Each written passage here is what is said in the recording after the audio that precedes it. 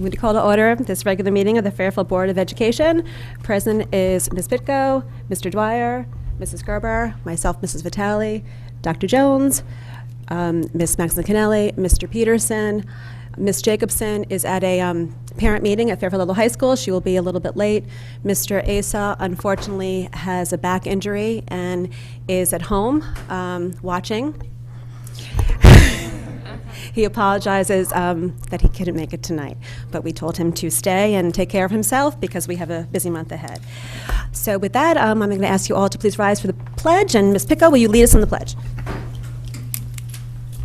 Pledge allegiance to the flag of the United States of America and to the republic for which it stands, one nation, under God, indivisible, with liberty and justice for all.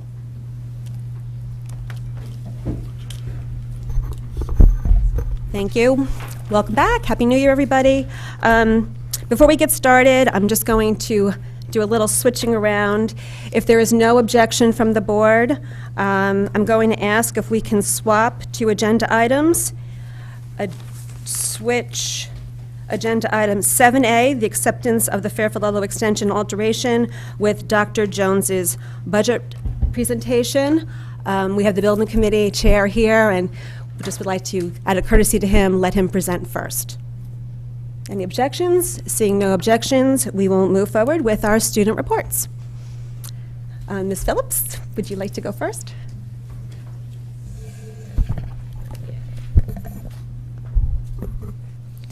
All right, so Ludlow recently had its annual Bella Boutique. It's the annual consumer science boutique, as the name implies, and it was a huge success. It's set up in the FLHS library, and they sell a variety of nifty gifts, scarves, jewelry, and other great things. We also had Career Day, which is Mrs. Gorman of FLHS's College and Career Center. She sets that up, and she was able to host and manage all these speakers on December 7th. We had guests ranging from Yale professors to business leaders to the actual voice of Kermit the Frog. Student hosts ensured a smooth and fun day filled with both academic classes and engaging speakers. We also had the pep rally. Faculty and staff surprised the entire Ludlow student body with perhaps one of the best flash mobs of 2018. Not only was this incredibly entertaining, but it brought the Ludlow community together like nothing before it and created quite the welcoming environment. Tonight is also Junior Parent Night, in which parents and students come to Ludlow to learn about Naviance, the college application process, and schedule times to meet with their guidance counselors. Counselors also gave informative Naviance tutorials in English classes this week, responding to any questions or concerns regarding the program and the college process. At Ludlow, we really feel prepared for the future. The FLHS Compassion Committee gift card collected over $2,400, which was distributed during the holidays to help FLHS families who are facing difficult situations. A holiday toy drive for the Wakeman Boys and Girls Club and a pajama fun drive were also successful in helping those in need. This Friday, we have the senior volleyball tournament for those who qualified in their gym classes, so that's always a fun, competitive thing for the seniors. And then for sports, the wrestling team won 4-1 at Trumbull, their Trumbull duel, taking third place out of 10 teams. And the boys basketball beat Prep over the Holiday Classic game 46-42 in overtime. Thank you. Okay. Our music ensembles performed several Caroline shows just before break. They performed for the ward students, the community, and also the incoming 8th graders. So it was a very talented show, and they got everyone in the holiday spirit. The holiday basketball tournament took place over a break between the 4 Fairfield high schools, so it was a very competitive and spirited tournament. Ward came out in first place with a 1-point win over Ludlow, so that was also a very spirited game. The wrestling invitational also happened this past weekend. It was hosted at Ward. Around 15 other schools came, and Ward came out with another first place win, so we're very proud of that. At Ward, we also had our Winter Sports Pep Rally, which we really did rally there, as Ward always does, and we exercised our dynamic part of the acronym.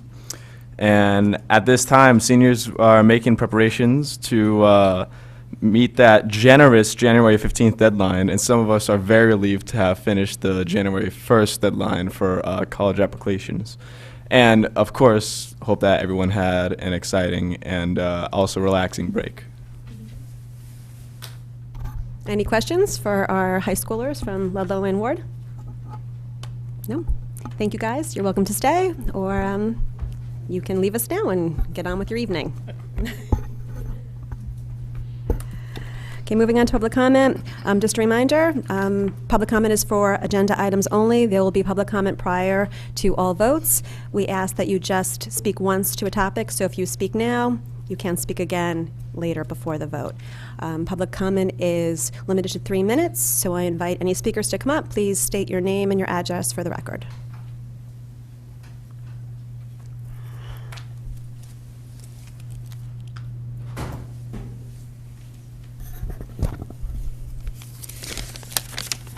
Hello, everybody. I am Jerry Ann Mitchell. I'm a speech-language pathologist at the Early Childhood Center. We appreciate your open-mindedness and receptiveness to both the staff and the families as we present our continued concerns about the Early Childhood Center's future. We truly appreciate the thoughtful, reflective nature that you are using and using all the input to make your decisions. We have stressed the importance of ECC remaining a centralized setting. Our early childhood outcomes, despite the class sizes and ratios, really speak to our efficacy and should not be overlooked. It's really critical, in our opinion, to have a long-term plan before we agree upon a short-term plan. Redistricting is on the agenda for all the schools in the future. We request that the administration and the Board of Ed commit to a plan for the ECC to be unified and centralized, possibly as part of this redistricting. It's important to look at the long-term planning from the beginning. Given the it's too easy to establish 2 sites and allow this to become the norm. It would be, given the current heterogeneity of the programs as proposed, it's going to be difficult to compare the future outcomes and efficacy. Additionally, the proposed design for 2 sites with the CLC to be solely at the ECC ward site, as well as the site for non-ambulatory children using walkers, wheelchairs, or just learning to walk, creates an inherent inequity in provision of services for both programs. There's not an equal continuation of services in each location. We really need to plan for continued growth, and the short-term solution is potentially limited. We need to learn from our past history. In 2003, the ECC was relocated from Ludlow to Ward.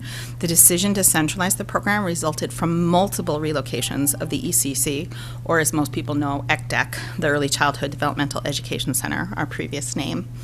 Due to program growth, feeder patterns, different kids going in different classrooms, or the actual individual school growth when the ECC program was housed in that school, and that school's growth required the relocation. The lack of impact, the impact of space for our program.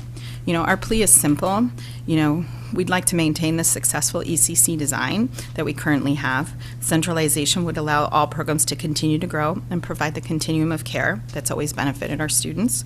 Our outcomes support the continued need for a centralized model to meet the unique needs of our preschool population in a setting that allows a dedicated focus to meet the needs of our students. Again, we truly thank you for hearing our concerns and putting our students' needs paramount. That's it. Thank you. Anybody else? Okay, seeing none, we will move on to acceptance of the Ludlow Building Project.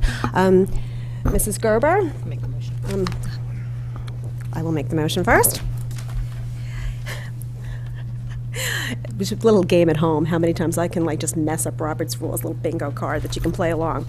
Can I have a motion to please accept the FLA, recommend a motion that the Board of Education accept FLH Extension, Alteration, Energy Conservation, and Roof Replacement Project number 051-0127 as complete. Can I have a motion? Mr. Peterson, seconded by Ms. Pitko. Now, Mrs. Gerber, would you like to give us a little background information? Yes, actually, I just did want to give this to board members. This is just a financial summary of the project that we just received today from Gilbane, just so you can kind of get a sense of the cost and where we are in the project from a financial perspective. So this project has been a very long one, and I'm very happy to say that it is at completion in terms of the actual work, and the committee just has a couple of invoices that they need to approve, that they've then basically they've kind of compressed the committee into just the executive committee, which is the chair, vice chair, and secretary, and they'll take care of the last kind of bit of paperwork. But I'd like to have the chair, Mark Donald, come up. He's been the chair the entire 6 years of this project, and just wanted to have him just give a couple of words about the project, and if anyone has any questions, feel free. Okay, so Mark Donald, Chairman, Fairfield Lodo Building Committee, the entire project. And happy to say we're nearing completion, all but the last nuts and bolts. So, as you know, our charge was to add 4 classrooms, 2 science labs, add a new roof based on the one that was blown off in 2011 now, and make sure that we have the space protected inside, and then replace and remediate PCB impacted windows. So I'm happy to say that over the Christmas break, we finalized the last little touch-ups of paint and finished up some of the window treatments, ensured that a leak was repaired over the roof, and now have, I think, 2 to 3 invoices to approve from the construction manager, the architect, and the remediation specialist. And we're hoping to, as you see, return around $460,000 to the town based on the last request for funding. So that's the first time I've ever been cheered in my life, but that's I'll take it. So if you have any questions, I'm happy to answer them. We're hoping to go to finish the invoices by the end of next week, or at least the end of the month, and then go to the selectmen for a disbandment based on the approval of the the Board of Ed here.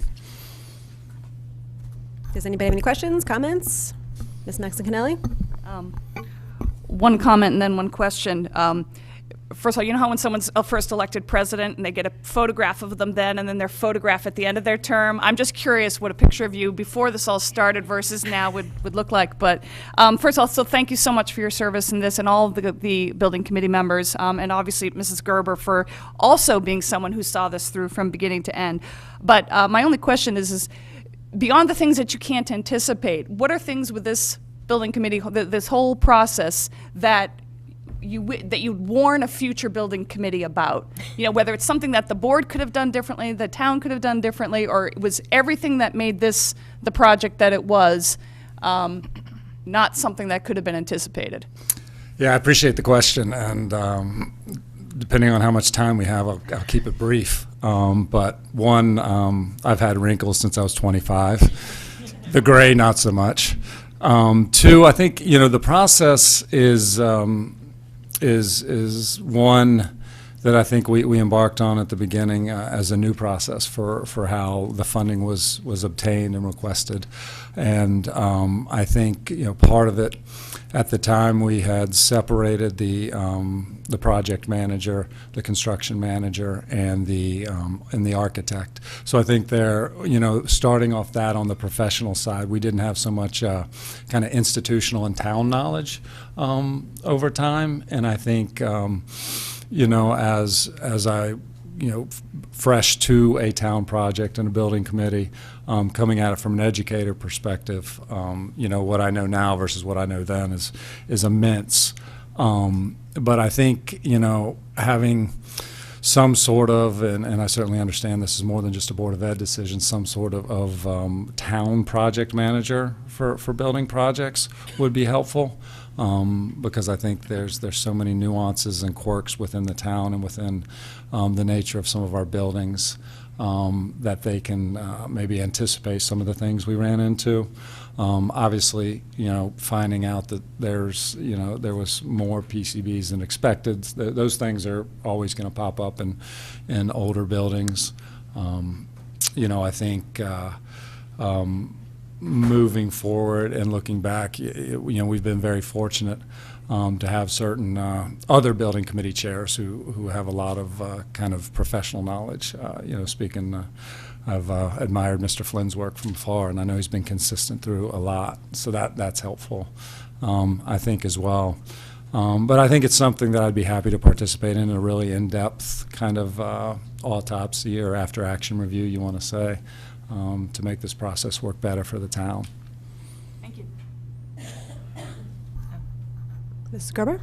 Just one other person I want to recognize is Sal Morabito, who came to pretty much all the meetings we were at, and then some.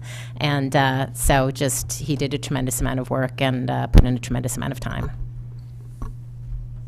And Mr. Hatzis, too. He was at a lot of those meetings as well. Anybody else?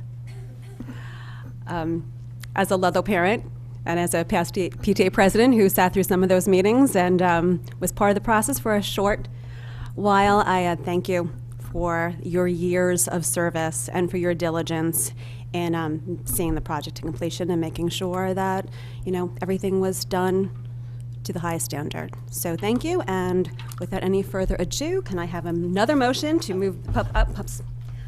Okay, so that's O2. Can any public comment? Thank you, Mr. Donald. You can Thank you. return to your seat.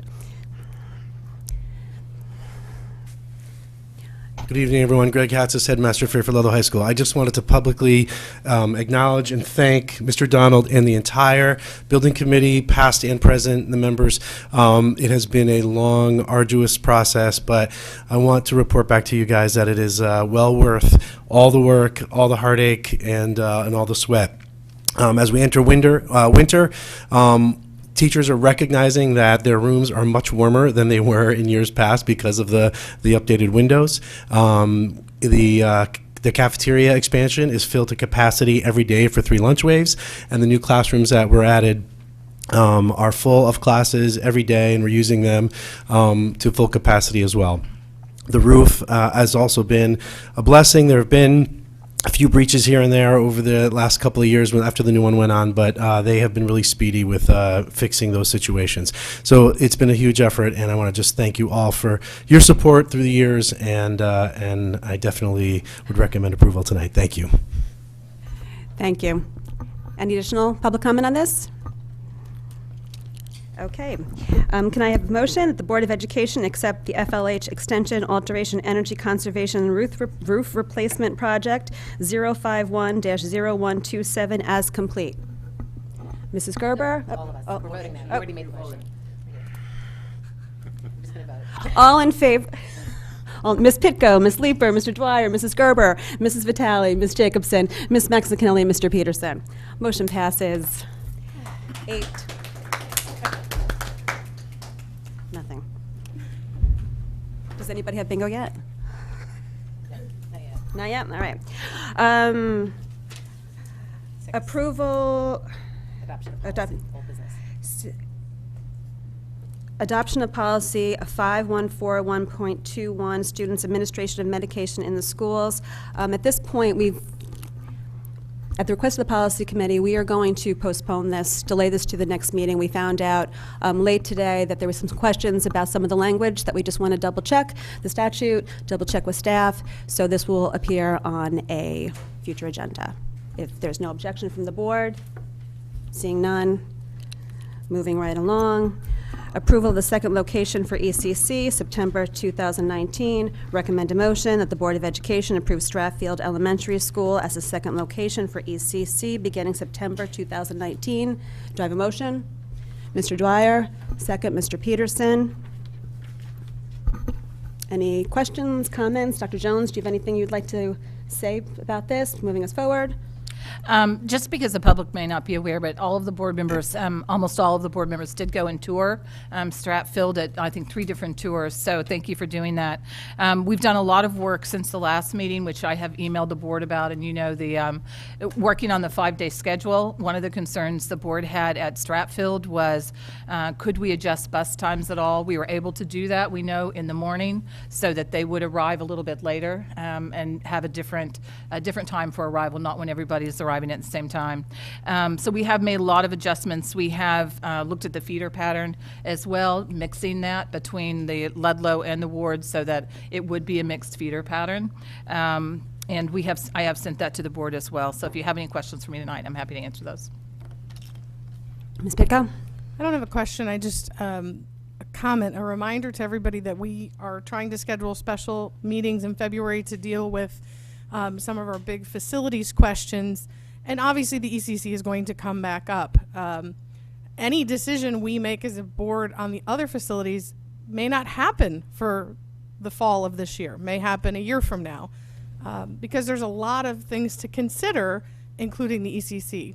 You know, maybe remodeling or updating some facilities to meet criteria that we need.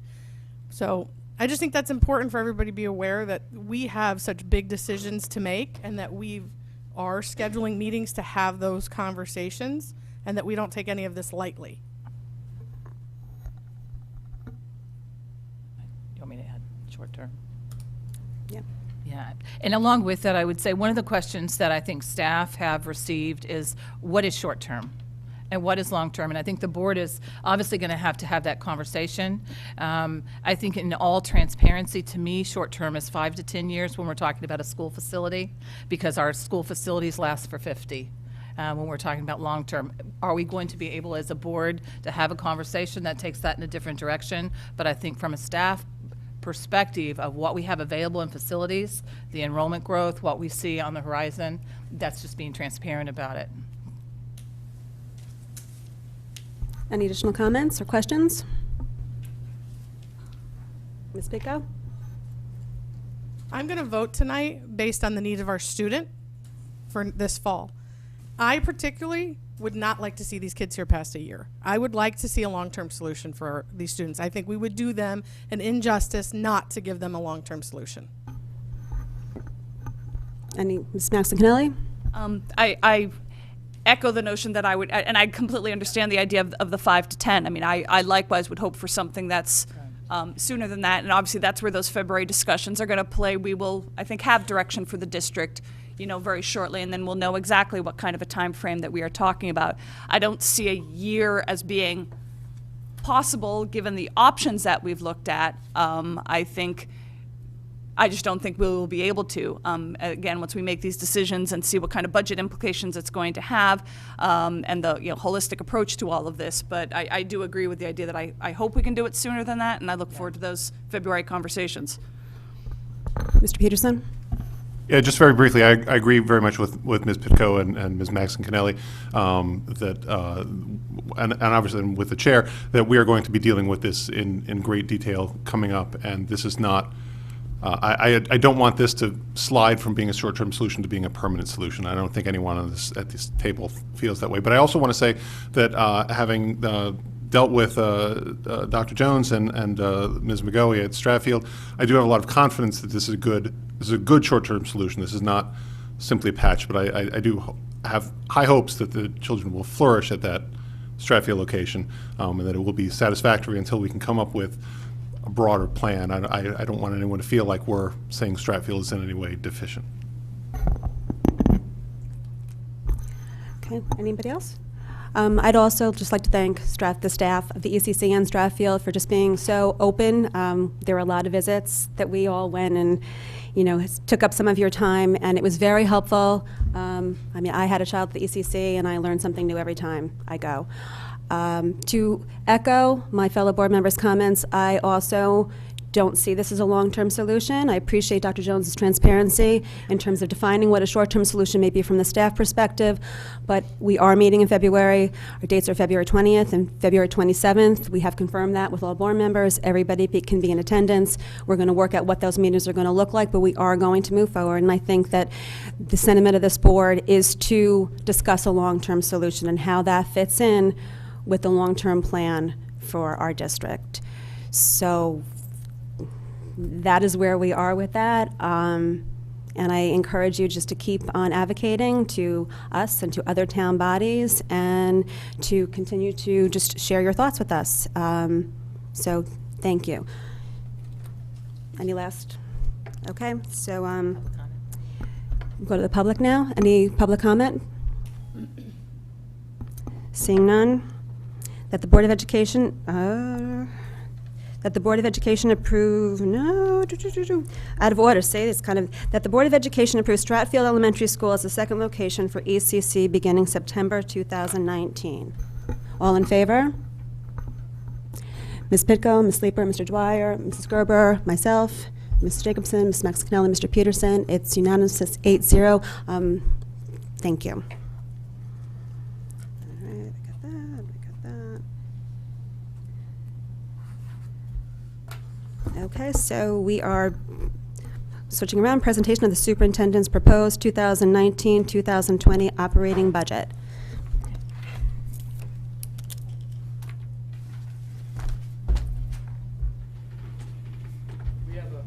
Yes, yes. And you do have the handout at your seat if you want to take notes. You do? Or you can go now. Oh, Remember, these are secret documents. Yes, yes, that's right. And just before we, just to remind the board, this is the presentation. We're not going to be doing Q&A on this tonight. We'll start that next week.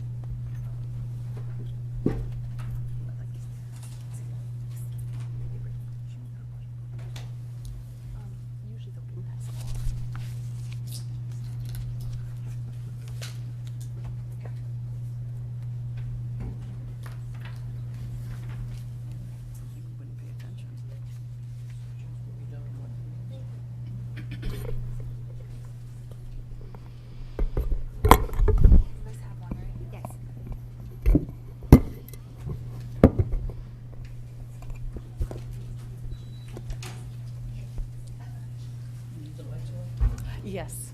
Which ones do we grab? Thank you, Mr. Dwyer.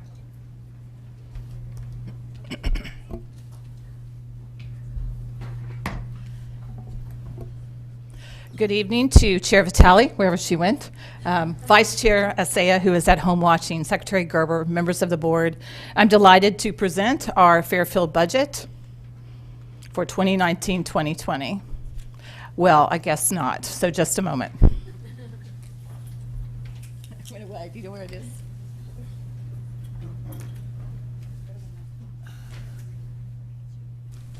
Yeah, there's two of them there.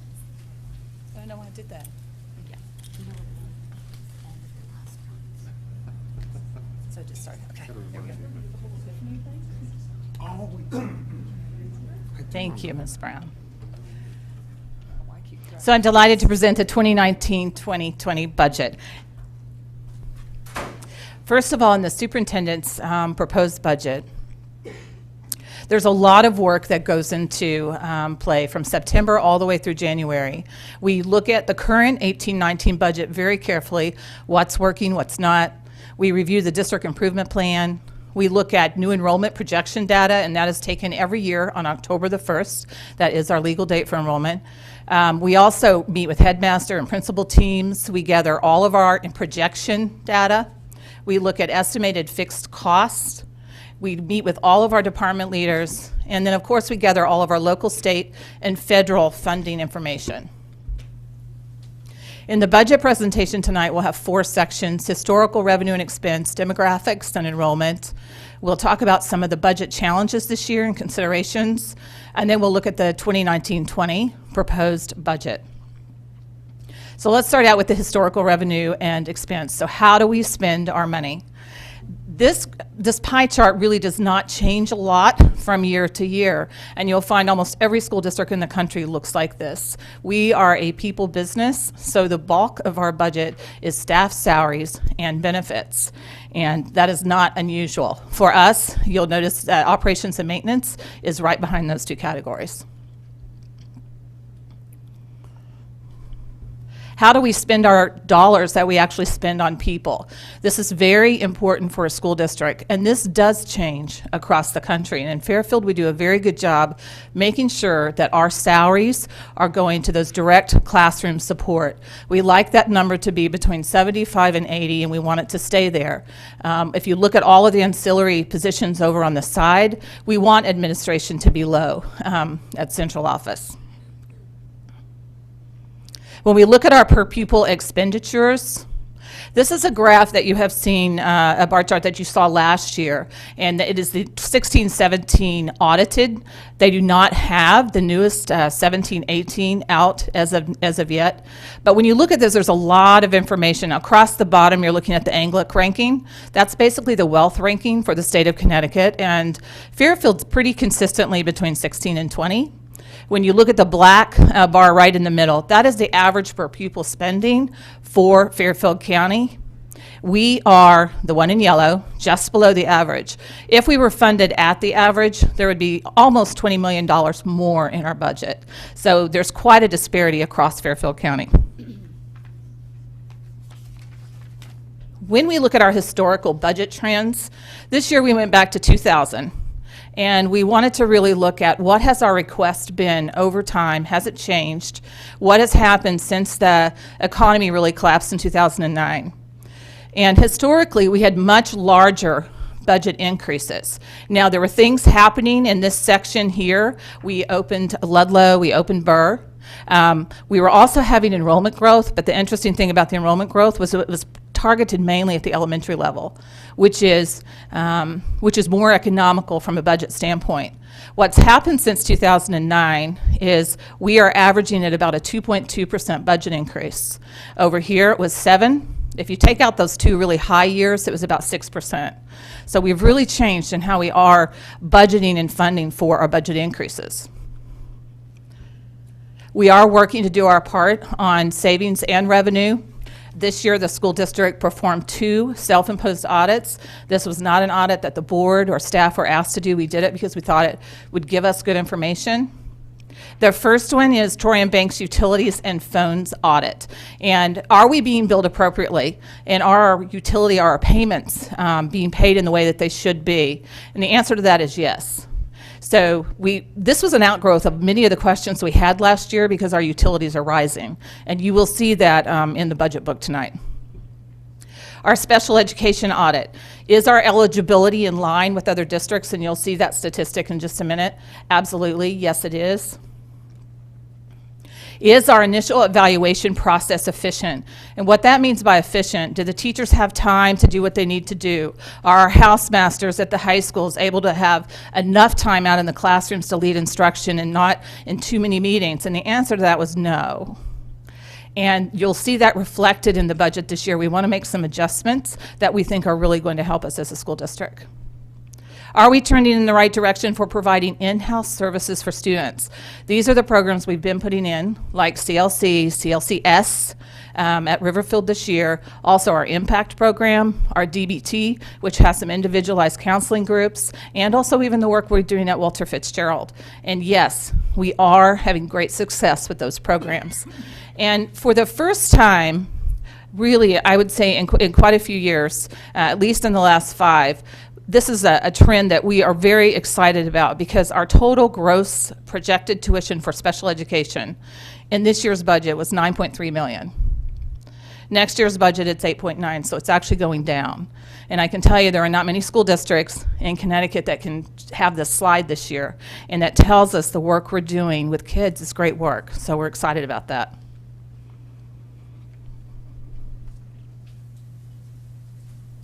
We have also adjusted the technology model, and we've added a couple of sheets in the budget book for you. Why did we go away from the CART model to individual student tablet model, which is the Chromebooks? And you will see that we will have a reduction in capital outlay over time. And that savings from making that change is $718,000. And that's really over a 2-year period. Obviously, reprogramming the preschool, which we just discussed tonight, lowers caseload, will increase our peer ratio. We're happy about that for ECC. That saves $250,000 because you took 2 existing classrooms and converted those. So what about some of the demographics and enrollment, kind of who is a Fairfield student? These are the students that are enrolled with us this year, and you'll see that we have 88 students who actually go to mainly Bridgeport, enrolled in magnet schools, and those are full-time magnet schools. We have 109 students who basically go all over the state of Connecticut for outplaced schools, and the total student population for all of the students who we fund through our budget right now is 9,986. When you look at our English language learners, you will see that this year we stayed pretty constant, 261 to 265. We still have 52 different countries of origin and 28 different languages. And of course that can change from one month to the next, but it's a lot. This is was an interesting statistic for us this year. Looking at students who are eligible for free and reduced meals, 15.4%. For decades, you can go back and look at Fairfield, we are generally around 8%. So of course that made us pause and say, why is this statistic different? What is happening this year? This is attributed to Medicaid. And if you remember in the 16-17 budget when we had to start billing for Medicaid, that was something the state required. It's new for us. And with Medicaid, there is an automatic eligibility for free and reduced lunch. So Medicaid is picking up students for free and reduced lunches that have never been picked up before. And we were not a district that did Medicaid billing, so that is new for us. Students with disabilities are at 12.1%. Again, we should be happy about that we're meeting students' needs. The state average is 14.5. And our graduation rate, we went ahead and left this in here. We were very happy about that to report last year. Our 17-18, we have not been given our official graduation rate. We expect it to still be high. If we look at our 15-year historical enrollment, we have not seen huge changes. And you'll see our projection goes down slightly, not a whole lot. When we look at it grade by grade, this is what elementary looks like right now. And you'll see that elementary is in a trough where it's down just a little bit, but it's going to come right back up. And while that's not as important for this budget discussion tonight, I think the discussions we're going to have this year, especially about Mill Hill, it is very important that we are looking out at our projections. So let's look at it from a middle school perspective. Middle school is very high right now, and that's partially almost totally due to a very large cohort of students who will be in 8th grade next year. When they leave next year and go to high school, middle school will start a trough. But again, you can see where it will start coming back up again. High school is also high right now, and that is due part in that they came in ahead of their projection this year by about 74 students. And I'm not really sure that our projection is actually going to stay there. I think it's going to be higher next year, but we need more than 1 year to say it's a trend. We definitely saw more of a retention from our 8th grade to 9th grade migration where students didn't leave us for private school. And Malone and McBroom have checked that for us. But you'll see in high school we stay high, then we come down again. So when you look at the big picture for enrollment and what's going to be happening over time, we have elementaries down, it's going to go right back up. You're going to see middle school is high, it starts to go down before it comes back up. And then there's high school. So it's not going to stop. Our trend is going to continue because once you peak, all of these little elementary kids, where are they going to go? They're going to go to your middle school and your high school. So it is going to continue. When we look at some of our teacher and staff demographics, we have 1,535 fabulous employees. And one thing a lot of people don't know is that 53% of our employees actually live in Fairfield. And most of this area in Fairfield County is not that way. So we should be proud about that. It also means that when we pay our teachers their salaries, most of their spendable income, the economists will tell you, actually infuse the local market. The other thing that's interesting to know is the rest of our staff come from mainly 4 areas: Bridgeport, Trumbull, Stratford, and Milford. They also spend a tremendous amount of money locally in this region, but that's 90% of our staff. If you look at our certified staff members and what those credentials are, there are 790 women and 213 men in Fairfield. And I will say this will be a gender statistic to watch because they do say there's a decline of men who are going into education.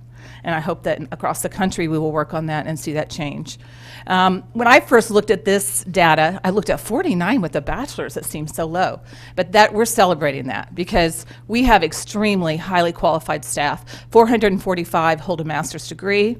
493 have a year or 2 years beyond that. And 16 of our staff hold a doctorate. We have an amazing group of certified teachers. When we talk about stretching limited dollars, We're really this year dealing with 5 fixed costs.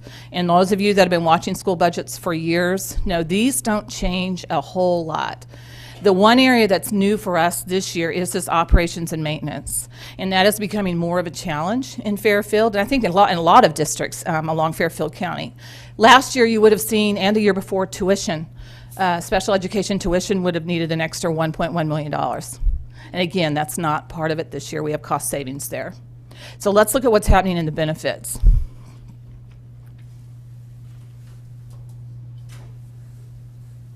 So the highest benefit that generally a school district will see is your health insurance. And people will ask, is Connecticut 2.0 making a difference? We changed our health care. Absolutely it is. We have a projected rate right now of 7%.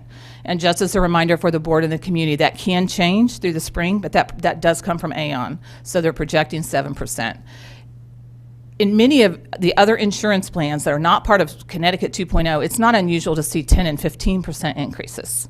So although it is an increase, 7% is not bad. Pension and retirement, this additional 149, those are our employees who are in the town pension, non-certified staff. So out of our benefits increase of 1.7 million, 1.4 is for health insurance.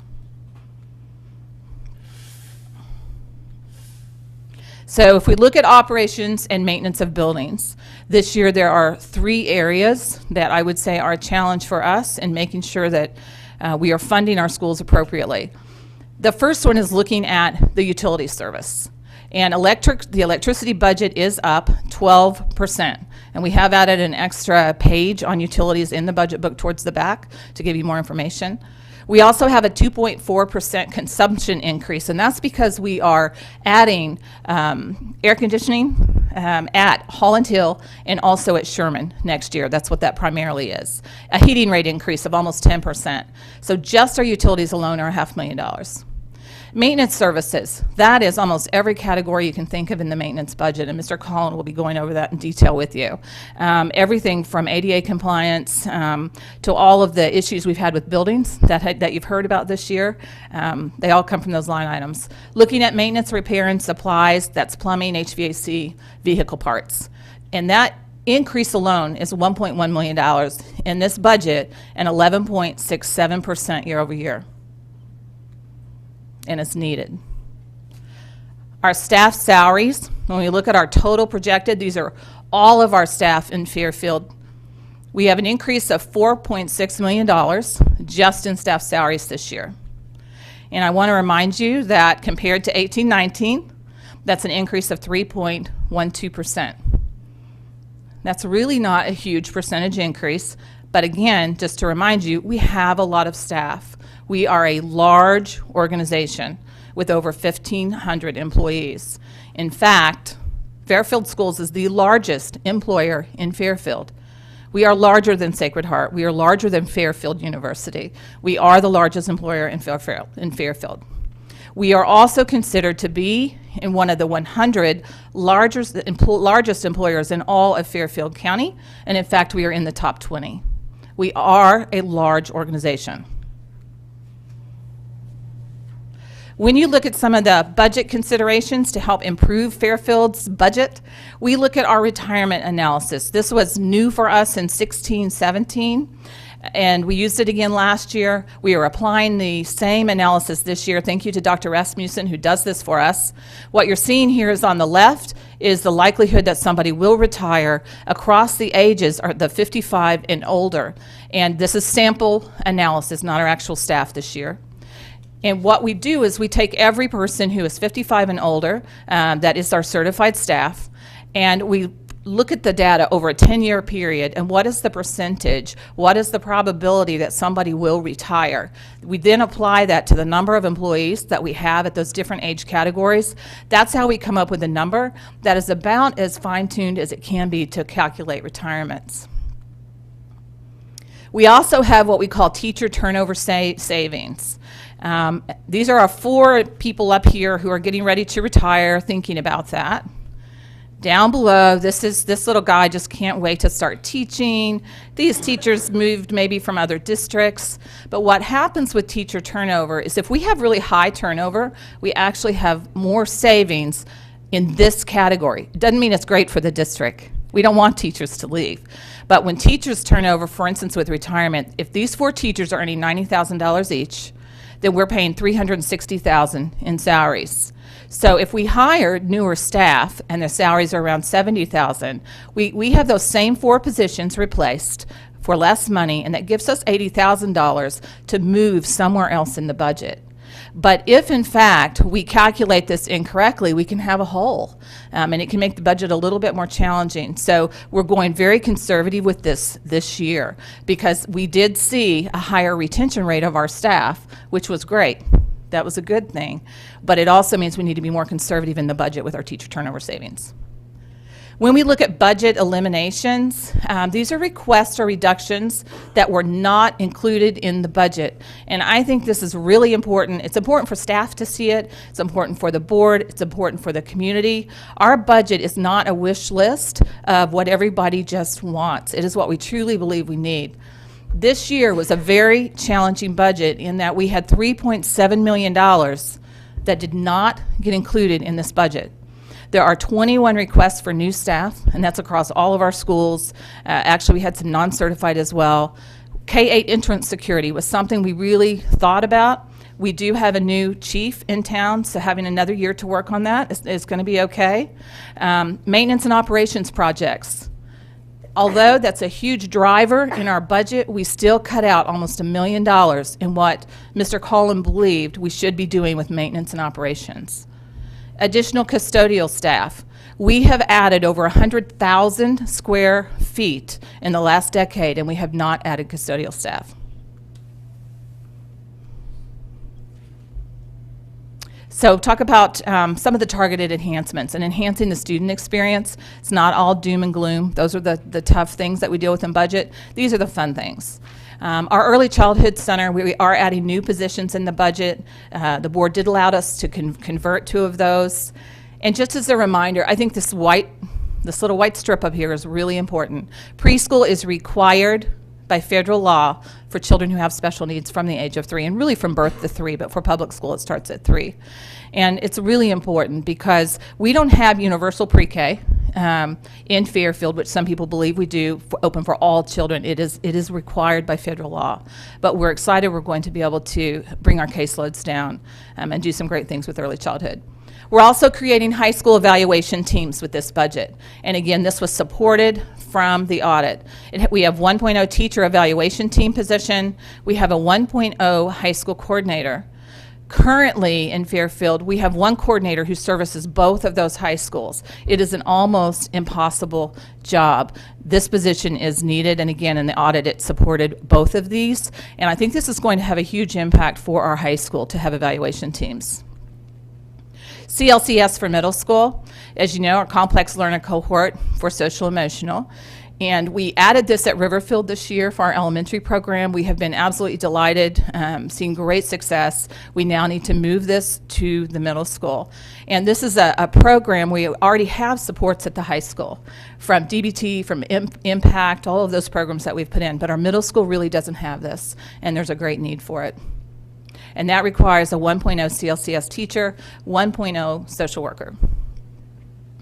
We want to complete our implementation of STEAM. That's in our district improvement plan. And for K2, this requires 1.9 of FTE, full-time equivalent. That means it's pieces at different schools for K2 STEAM. And this will allow us to continue our next generation science standards, really making sure we're starting those at an early age, and also enhancing our vision of the graduate and the work we want to do for our youngest learners. And these pictures are very intentional because we want people to see what STEAM is all about. It's very much about hands-on collaboration. It really is critical thinking and creating all of the things that we want to see for our children. Our innovative learning in year 2. We want to complete our distribution. We have 2 grade levels left at middle school. And I will say, I'm not sure we're always consistent in how we talk about this. It's 2 grades at middle school. We had Chromebooks in 7th grade this year. Those will move with those children to 8th grade. So the actual physical devices will go to 6th and 7th graders who didn't have them. But the grade level from a teacher perspective and in implementation is 6 and 8. But it's 2 grades in middle school. And you'll notice that the tech capital outlay budget request is the lowest it's been in the last 5 years, not more. We also have some other additional enhancements in here that we just want to mention. We are trying to increase plan time for our elementary teachers. We expect that to happen. We want support, continued support for NGSS, and that's across the district. Our DBT program, which we've talked about the last 2 years that we're having great success with, will be in year 2 of our high school impact program, which is ran by our staff. Our Mind Up will be complete for K-5. We are also in this budget adding a maintenance position is greatly needed for all of the facilities challenges that we're having, and continuing to enhance our SRBI and our interventions across pre-K through 12. Okay, thank you to Jan for that. Our 2019-2020 superintendent's proposed budget. Again, the pie chart does not look wildly different than what you're used to seeing. It's salaries, it's people, but you'll notice this piece is a little bit bigger in operations and maintenance. Transportation's about the same, tuition a little bit smaller.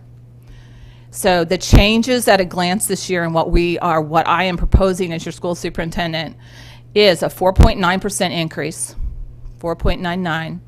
And the 3 areas that are in yellow for a reason, because this budget is primarily staff salaries and benefits, operations and maintenance of building.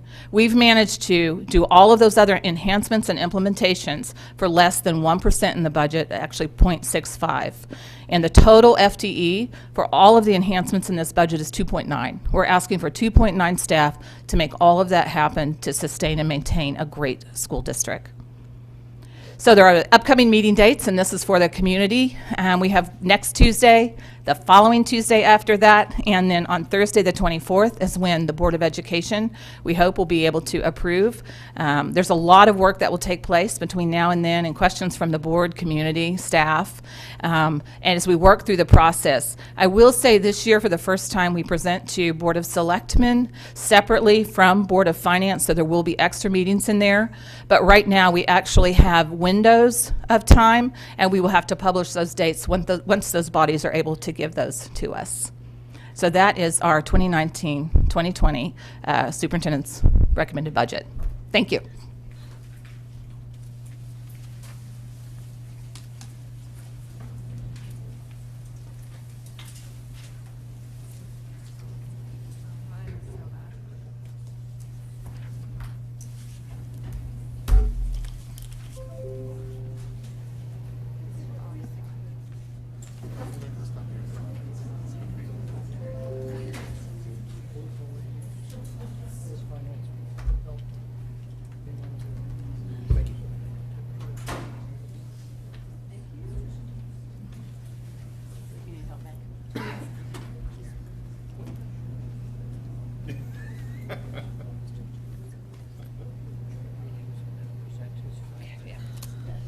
People get their budget books now, or is it just us?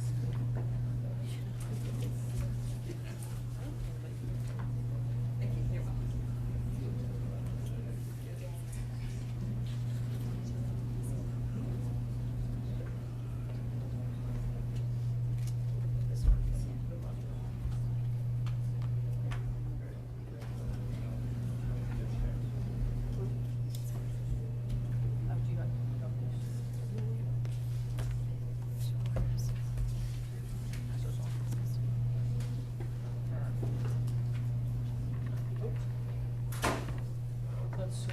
Yep, Jennifer.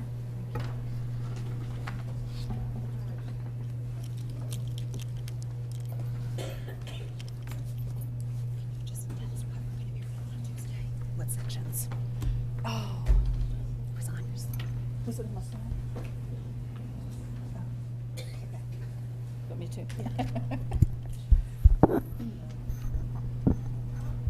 At the request of the chair, just to mention on Tuesday, the sections that we will be reviewing are targeted enhancements, instructional services, supplies, text materials, other purchase services, tuition, contracted services, and capital. So it is by topic. The 10th, Thursday, the brown bag. This will be on the budget page tomorrow? The budget, will it be posted? I'll be up by tomorrow, by Okay. tomorrow afternoon. Mr. Dwyer? That page is not in the Yeah. handout. Right. It's not? It's, yeah, it's not. Yeah. Wasn't in mine. Right. No. It's not there. It's not. This one is in your budget. Thank you. Not the area. By area? That was in your, it's actually in your planning book where that shows up, the one that's, the skinny one? The topics. Yeah. We can send that back out. So just to remind you, on the school district's website, there is a separate budget page that the budget will be posted. The presentation will be posted starting tomorrow. As we move forward in the budget process, board members will be submitting questions. Questions and answers will also be published, so I encourage anyone watching, members of the audience, to check the website just to get the most up-to-date information. We also have the PTA brown bag lunch is this Thursday at 11 o'clock here in the Board of Ed conference room for any PTA members that want to attend. The budget books are going to be sent to the school for PTA. Yes. So any PTA people, your budget books, you will be getting them through the school. No questions right now about the budget, but if anybody has just quick. About the budget. I wanted to know, is there a date, time that you need us to submit questions back for next Tuesday's meeting in time to be able to answer them and get them back to the board? Yeah, I'm really hoping because it's 8:30 you can get home tonight and start studying and send them as quickly as possible. We actually we'll send them out, the answers all the way up until Tuesday if we have to, but it's very difficult for staff if we get everything Monday, Tuesday. So if you at least over the weekend could send as much as you can, and Friday would be even better. Okay, Mr. thank you. Peterson? Yeah, and just briefly, I was interested to hear that the utility audit, is that something that we'll be able to have materials on before the 22nd meeting? Well, right now with this utility audit, they literally give us like one page that says they're not finding anything, and we will talk about that. But in the back of your budget book, we've tried to add some additional information. The solar is there, the electric rates are there, and we took those back over 5 years for electric and heat, so you can see what's happening with the utilities increases. But the audit right now, and we could talk about this during the budget, but they're really not finding anything, which is good, but Sure. yeah. Ms. Jacobson, I'm sorry, did I cut you off? Do you have any other questions? Okay. Ms. Pitko? Did we add January 31st BOA proposed budget to town hall? Because it's in the book and it's up there, but It goes to town hall. We don't have to do it. Oh, we don't have to No. show up. It's, Okay. it's the Board of Ed budget. Gotcha. Anybody, any additional questions just about process? Okay. So we have reading to do. Thank you, Dr. Jones.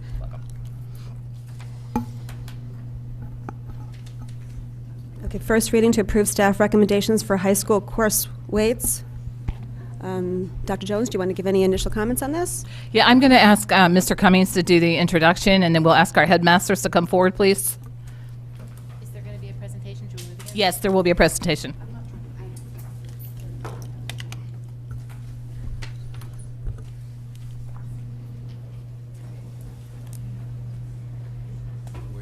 Sit on the ankle. You sure? We like rolls between the thorns. I guess I should. Stand up. I just have a couple of comments. What's that? Speak for yourself for the thorn. You know. This is good. I feel like the bramble.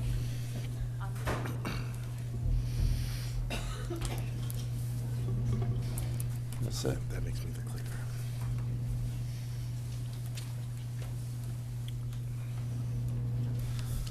Good evening. My name is Mike Cummings. I'm the Chief Academic Officer. And I just want to make a couple comments before our headmasters do the bulk of this presentation for you this evening. Our presentation this evening focuses on a proposal to adjust our high school GPA weights. When changes in the graduation requirements were finalized in October, we began to meet regularly to develop the regulations to support those new requirements. The conversations expanded to include existing concerns with course naming and with the current GPA scale. As you will learn tonight, we established criteria to address our concerns, and we firmly believe we have met that criteria. At the core, we are looking to establish transparency and honesty in the new scale. Please note that there are as many varieties of GPA scales as there are high schools. Our proposal reflects our administrators' understanding of our high school students, our staff, and our curriculum. The impending publication of the course of studies required us to work quickly over the past 2.5 months and brings us here tonight. Our headmasters and directors of pupil personnel services and guidance have put in many hours to prepare this work and this presentation, and many thanks to them. So. Thank you, Mr. Cummings.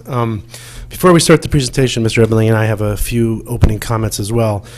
First of all, we want to acknowledge and recognize that if you do not have a student at the high school level, some of this can be really hard to understand. It can be very confusing at times. And so we appreciate that for our public and for parents and as well for board members. It can get very confusing. So we thank you for your patience through all of that.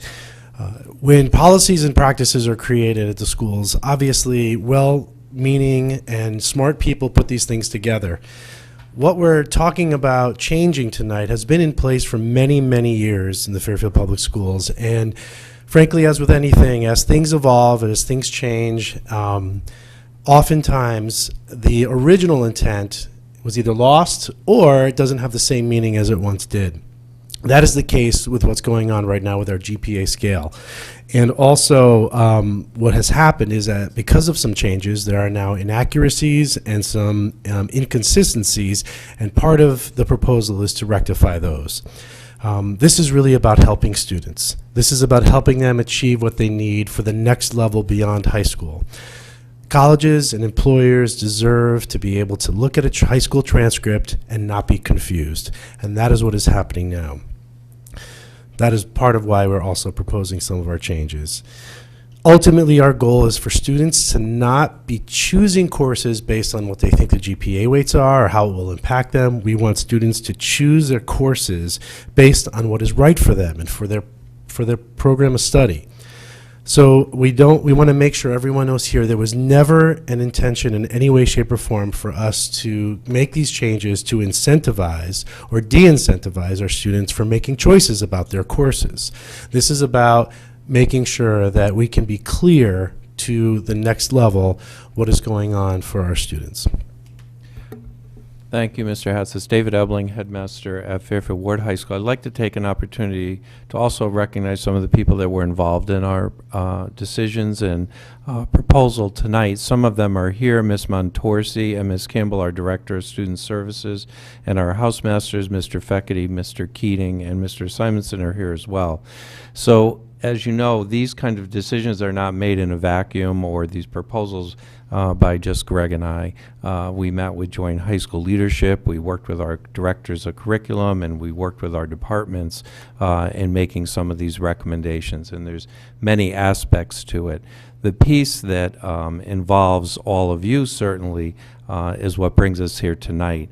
And you're familiar, I'm sure, with the board policy, but if we just want to move to our next slide, it's what brings us here this evening, and you recognize this policy that asks that we make a recommendation for approval to the superintendent and then present it to the Board of Education. So we wanted to give Dr. Jones a break this evening because she did a great job proposing the budget.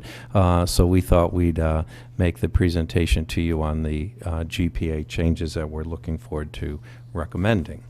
So our proposed new scale is pretty straightforward. We're looking at 3 levels, the AP, honors, and college prep.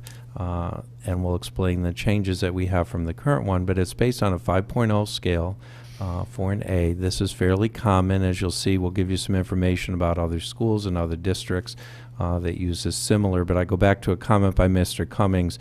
There are as many GPA scales as there are high schools, very similar to the schedule that we came back to you several years ago when we went to the block schedule. There's no perfect high school schedule that meets the needs of every high school in the nation, and the same is true for the proposed scales. What we hear is that people want transparency and they want clarity, and that's what we're hoping to achieve by these proposals. Okay, so this is just a quick run through of the comparison of the proposed scale with the current scale, and just to make things easier to view, we simplified the scales down to the main letter grade. We are not proposing eliminating pluses and minuses, but it's just really to look, to make it easier to see. I'll point your attention to the to the legend at the bottom right there, so that you understand that in our current scale, those of you that are not familiar with it, what we call level 1 currently is also in fact referred to as honors. So in the new scale, we're just going to call it honors, no longer calling it level 1. The level 0 scale is basically the unleveled classes, and level 2 is our college prep courses, and we are again eliminating the word level and just keeping the college prep. So the first comparison is if you look at obviously the two scales, you notice that the new scale has only 3 levels compared to 4 from before. Second comparison is that the new scale increment between levels is a 0.5, whereas it is a 0.3 in the current scale. You'll notice that the new scale does not have what is now referred to as level 0. And finally, the college prep / level 2 levels remain on a 4.0 scale. And just to clarify something, when we call a scale by its name, by the number, it's referred to the grade that is associated with the A. And that is because at the college level, many colleges in fact do not even have A pluses. It's not a grade that they give. So when colleges refer to a 4.0 scale, they're talking about what is an A. So we're going to be consistent with that language. So how did we get here? Why are we here this evening? Why didn't this come up earlier when we were looking at graduation requirements, et cetera? What was the evolution of this? When we started looking at the graduation requirements and we were looking at courses and determining whether courses fell into the humanities category or the STEM category or were electives, we really started to examine our names and what the courses meant. And our names currently include numbers to them. Those of you that are familiar with the high school, we give you an example there. So English 11 currently indicates freshman honors, not grade 11 English. So you can imagine sometimes when a college is looking at a transcript and they see grade 9 and they see English 11, they're wondering why a freshman would be taking junior level English. So our first number indicated the year that the course was traditionally taken, so in this case 1 for 9th grade, and 1, the second number being the level, as Mr. Hess has explained, indicating honors. So over time, this has created our inaccuracies and inconsistencies and sometimes caused confusion for parents, schools, and colleges and students. We often find this when we have people that are not familiar with our system that come in to work at in our district, and it takes them a while to catch up with this language because it is, for those of us that have been here a long time, very understandable, but for those that haven't, it takes a while for them to catch up on what we actually mean. So we thought we'd be clearer in what we're proposing in terms of course names. But that's where this proposal started to evolve from initially. So if it seemed obvious that level 1 was going to become, we were going to call them honors classes, and level 2 classes we were going to call college prep, the problem arose is what were we going to call level 0? And so the next thing we had to address is the issues that were related to the level 0 grade weighting column. For instance, and I'm going to use a visual here to help explain something. We couldn't necessarily call the classes college prep because, as you see here, half of the column, or almost half, from grades A plus to C, actually have the same exact weight as the level 1 / honors classes. However, if you were getting a C- or below, then they were the same weights as the level 2. So if a class that is currently a level 0, if we call it honors, that would not be necessarily genuine because it doesn't have the scale of an honors class all the way through. Same with college prep. So in following here in 2A, level 0 is the same weight as level 1 for grades A plus through C, but then it is the same weight as level 2 as you saw in the chart. Now some courses had both honors and unleveled sections. An example of that is pre-calculus 41, 4th year honors, and 4th year quote-unquote unleveled. Now while these courses are 2 different rigor levels, students get the same weight for the grades at C and above. So as one thing that you might conclude from that is, you could have students choose to take pre-calculus 40, which as a lower rigor level course, doing different or less rigorous work, but still getting the same grade weight as a student in the 41 or the honors section. We did not feel like that was a consistency that we wanted to maintain. Since many of our electives are also weighted at level 0, things like culinary arts and graphics and technology education, business courses, those level 0 courses are getting a higher GPA weight than many of the core classes at level 2. So just going back to this scale, if baking and pastry 20, if a student gets an A in that course, they would receive a 4.33 weight. But in college prep chemistry, college prep US history, college prep algebra 2, they were getting a 4.0 for getting an A in the class, a lower weight. We also did not feel this was necessarily a practice we wanted to continue. So we started to investigate what colleges, we've been working on this for some time actually, what colleges do with the GPA that we report to them. Currently, we're only reporting one GPA. That's based on the weighted scale that you see that Mr. House has pointed out. We surveyed 164 colleges. Of those, a minority, 38%, take the GPA at face value. That's at least what they're reporting to us. We're not exactly sure what that means, but that's what they're telling us. We take it at face value. Sometimes, as you're all aware, the whole college process is kind of a quandary as to how the acceptance works. So we're not really sure exactly what those schools are indicating when they say they take the GPA at face value. 62% of clear majority indicated that they use some other system. Most of them will, some of them rather, will recalculate on a unweighted 4.0 scale, only counting courses in grades 9 and 11. Some reweight the GPA. Others only count academic classes. Some use the GPA that benefits the students. So a lot of different answers, but a majority of them, clear majority, say they do their own thing. They take all the information, as Mr. Cummings said, there's as many GPA scales as there are high schools. They take it and in trying to determine students that they want at their school, they're putting it into their own calculation and into their own formulas. We also took a look at other high schools in the area, their Durg A and Durg B schools in particular. And what we saw was, as Mr. Ebling pointed out, a wide number of approaches. But we saw some consistencies such that almost every school provides weight to honors and AP. There was one school district that only had one level. All courses were unweighted. The other thing we saw were that no other courses weighed their elective courses above their other core area academic courses. And in our case, we do that. Our level 0 courses that are non-core electives are weighted higher than some of the core electives that are level 2, or even just core classes, let alone not just electives, that are currently level 2.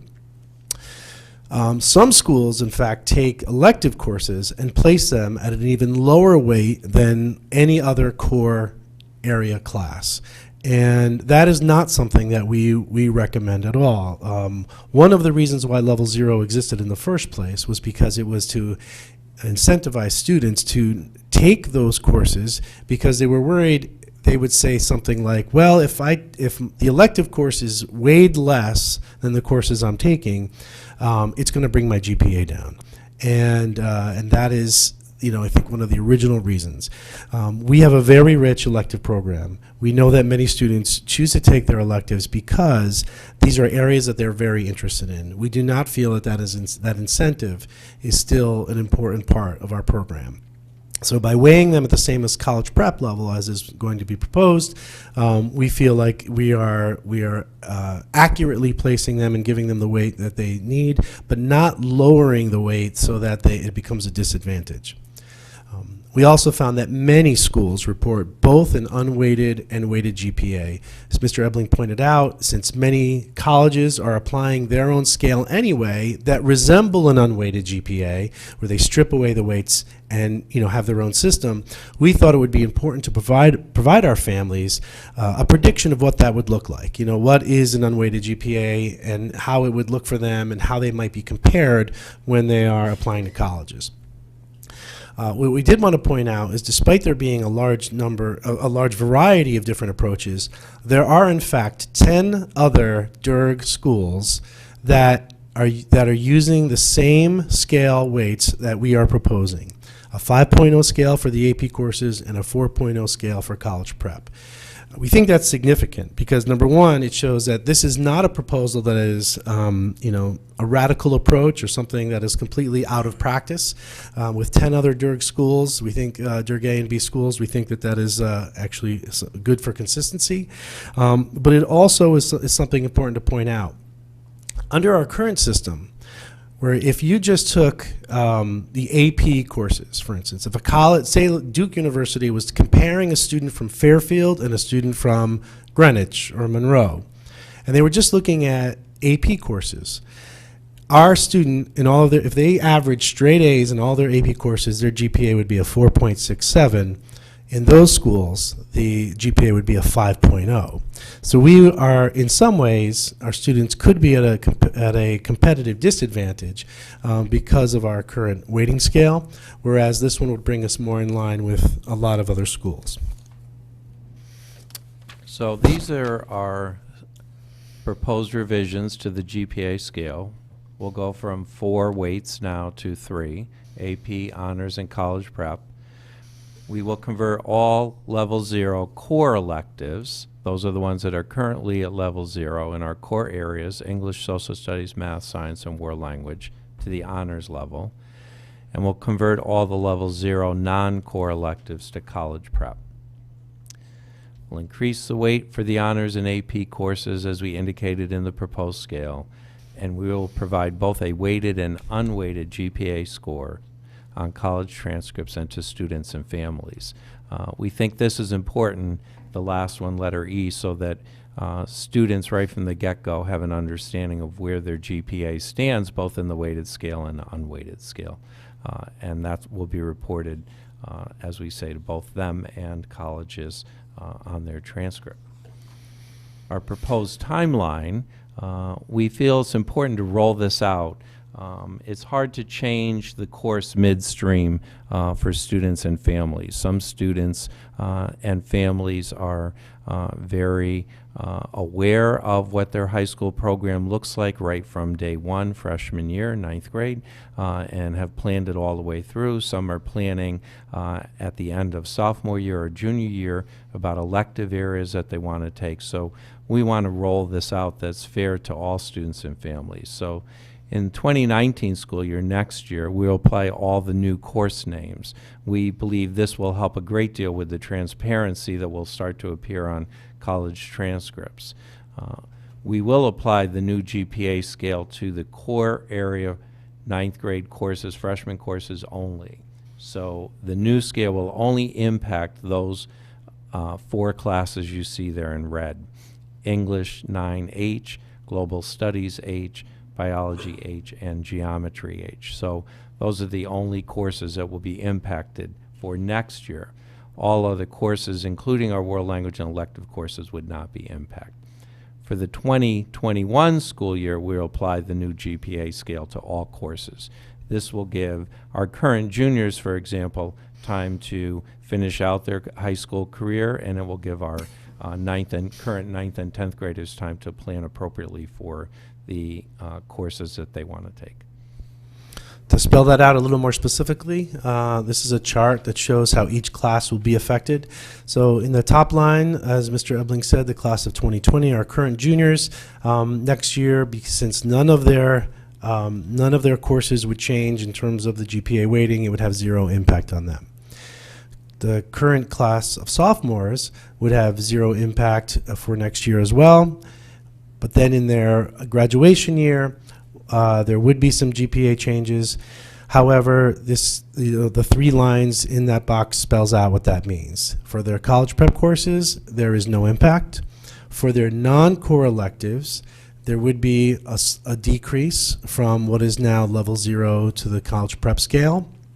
However, for all honors courses, all core electives, and all AP courses, there would be an increase in the GPA weighting for those courses from what is now currently level 1 in AP to the new proposed scale for honors and AP. For the freshmen, as you can see, the only impact on them would be, and this is again the current freshmen moving into sophomore year, there may be some students who are currently in our Algebra 1 course, as we call it now, Algebra 12, and they would move into the Geometry Honors class, so they would get a small bump in their GPA since we're applying the new scale to geometry. But for the vast majority of the freshmen, there would be no other impact. And then as you can see, the changes, which are exactly the same as the ones listed above in the sophomore year, college prep courses would be no impact, non-core electives would have a decrease, but all honors, core electives, and AP courses would have an increase in their GPA weighting for both their junior year and their senior year. Now, one thing that we want to share with you, which we thought would be really important information, some might ask, for the current class of sophomores, for instance, why would we want to change the GPA for their senior year? Why not let them ride it out? It's only one more year. Why would we do that? Well, it comes down to basically that with the proposed bump for these courses like AP and core electives in particular, it could have a significantly positive impact on those students. And let me share with you how that plays out. So we took 100 current senior schedules and we just literally selected them at random. And of the total, and this is just based on courses they're taking today in our second term, there are 587 courses that those 100 seniors were taking. This does not include PE, health, or support services, or that number would be much higher. But of those courses, and we didn't include those courses because they don't currently impact the GPA anyway. So of those courses, as you can see, 189 of them are advanced placement, or 32% of the courses taken by those 100 seniors are advanced placement courses, another 5% are honors, and another 41% are the elective core area classes. So those 3 categories, advanced placement, honors, and elective core, those are ones that will have an increase in their GPA weighting. College prep courses represents only 5%, and the non-core electives represent 17% of the courses taken, and that is where there is a decrease in the GPA. So totaling those 3 areas together, 78% of all courses that seniors currently take will have an increase in the GPA for the current sophomores when they are seniors, if those trends stay true. And 17% would have a decrease. And just as a reminder, under level 0, that is only for grades A+ through C. That percentage of students who would benefit from the honors weighting would actually, it doesn't apply to students who are getting less than a C-. So we went back to our guiding principles that we indicated before to determine, did we accomplish our goals in this proposal that we're bringing forward this evening, and we believe we have. The transparency and clarity on the transcript for Fairfield Public Schools graduate, a lot of that has to do with the name of the course, but also the weighting and the level. Created course names that clearly indicate the sequence of courses as well as the rigor level. Some of the course name changes that we did not go into is in our elective areas over time, those inaccuracies or inconsistencies. We were, one of our courses in the art department, for example, was called Intro to Studio Art, and it was about the 3rd year of course that a student would take in art. They already had to have taken foundations in art. They already had to have taken drawing and painting before they could even take intro to studio art. So we were trying to remove some of those intro level names. We taught advanced advertising in the business department currently, but we don't have an advertising course. We go straight to advanced advertising. So a lot of this we hope will be clear on the transcript. We removed the previous number system and course names that caused that confusion, and we established more consistency to naming courses across departments. So we talked with departments as well in terms of eliminating some of those terms that they were using to try to accurately describe their courses. So some of our other guiding principles as we started this process was seeing all of the problems or inaccuracies that the level 0 GPA weighting was creating. We thought that it was important for us to no longer have it. We didn't think it was serving its purpose anymore, especially with 2 different weighting scales applied to it. And in doing so, we would have to reassign the courses that were previously level 0 to the weighting scales that more accurately reflect their rigor levels. And while we are, starting with the theory of non-core electives being college prep and core electives being honors, since none of those changes are taking place next year, it does give us some time to look more deeply into those assignments, work with our departments, and also to consider, what would be appropriate criteria for assigning a class honors weight. We also, knowing that there could be some decreasing of GPA levels for those level 0 classes, we wanted to minimize the impact overall of that course reassignment. That is actually where the bump in the honors and the AP courses came from, was in a way to compensate for some of the decreases. And we feel that through the research that we did, that what we're proposing actually almost came to a 0 impact in terms of what students currently get for GPA compared to what they were getting before, when you look at the wide range of students and how they perform across the entire year. The other thing that we wanted to do is we wanted to move on the changing of the names as soon as possible in order to immediately gain the positive impact of transparency on our transcripts. But knowing, as Mr. Ebling said earlier, we wanted to give our families time to adjust in terms of the courses that they may want to select. We wanted to roll the GPA changes out a little bit more deliberately. So that is the presentation. I think what I'll do is I'll just go back to the, again, the purpose of us being here tonight was to ask you to approve this scale as per the Board of Education policy. Thank you very much. Thank you.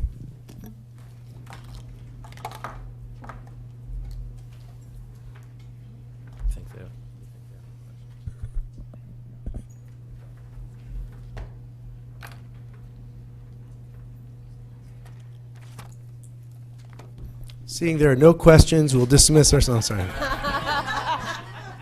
try. Good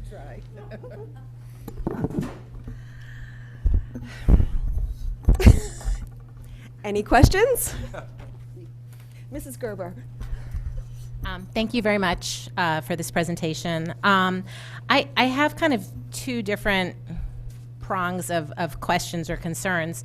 I think the first is just that in the past, when there have been changes done at the high school level, like with the block schedule, with the cumulative grading, there was really great communication and there were meetings with parents.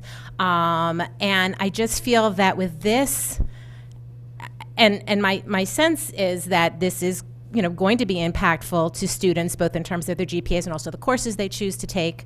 And I'm just concerned that if they're kind of finding out about it at the 11th hour, and I understand that the changes aren't going to be going in, but the fact of the matter is, if and when this is approved, that's what's going to happen. It won't happen for a year, but I guess I'm just concerned that I think a lot of people aren't really aware of what's happening, including the board, to be quite honest with you. And I guess that's one question I had, I guess through the chair to Dr. Jones. I know that it was mentioned, Mr. Cummings said that after we approved the policy, the graduation requirements policy, that's when you started your work. And I guess my question is that throughout the entire course, and we talked about the graduation policy for quite some time, I don't recall there ever being this topic coming up. So I guess I'm just kind of curious as to, you know, because it seems like part of the reason why it's so compressed is because we approved the policy in October. And I think perhaps if we'd known that this was going to be tied into that, it might have helped kind of facilitate our discussions earlier on. So I'm just kind of curious what the connection was and how that worked out.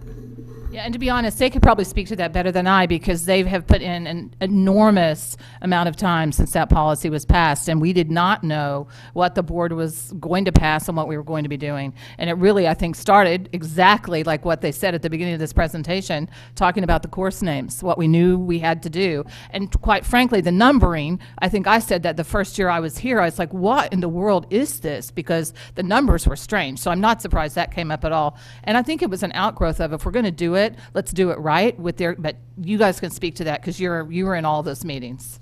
I think Dr. Jones portrays it. It really was the change when we started to look at the course names and then what we were going to do with the level 0. So I agree with you. It is without a lot of notice. We recognize that. We tried to get some communication out to parents this week about it.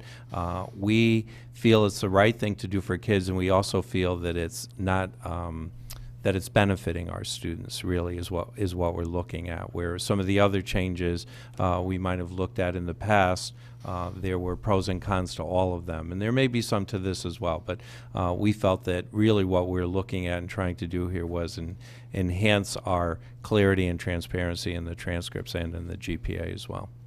And I would just add, I'm sorry, Mrs. Gerber, you know, we did start with an exploratory committee with teachers last year talking about course names and how that might impact.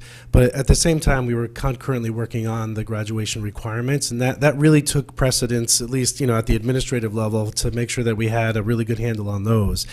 As we resumed that work following the board's vote, this is, I would equate it to a typical house project, or maybe a building project for Fairfield Ludlow High School, where, you know, you start poking around at one thing and then it reveals something else that you really have to tackle, and then it reveals something else that, you know, oh wow, now we have to replace the roof too. You know, there was that kind of problem.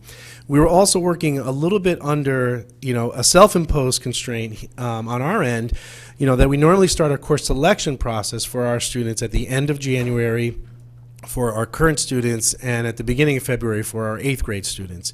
And in fact, we start getting that information out to them in the next couple of weeks. So we were hopeful that we would have all of this out to you and to the public much earlier than that process would begin. But what we also knew is that we came to you unprepared and not having done our proper research, you know, getting the information back from the colleges, because we felt that was really important information for you.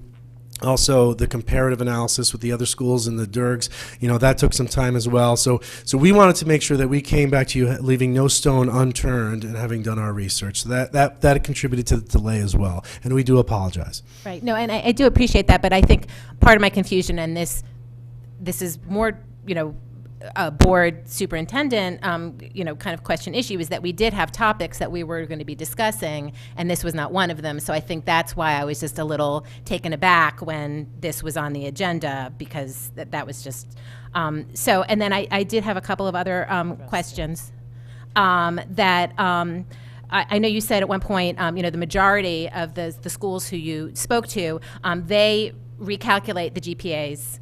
Anyway, so I guess my question is, if they're going to be recalculating them anyway, do we have to make such a huge overhaul? And first, let me say that I completely understand the course description, and I get that part of it, but I'm just not as sure that such a major overhaul is as helpful, and I have a couple of other reasons as to why. But I guess if so many schools are doing it, and colleges are doing it anyway, are we going to go through all of this and then they're still going to be recalculating our grade point average? So I guess that's one thing.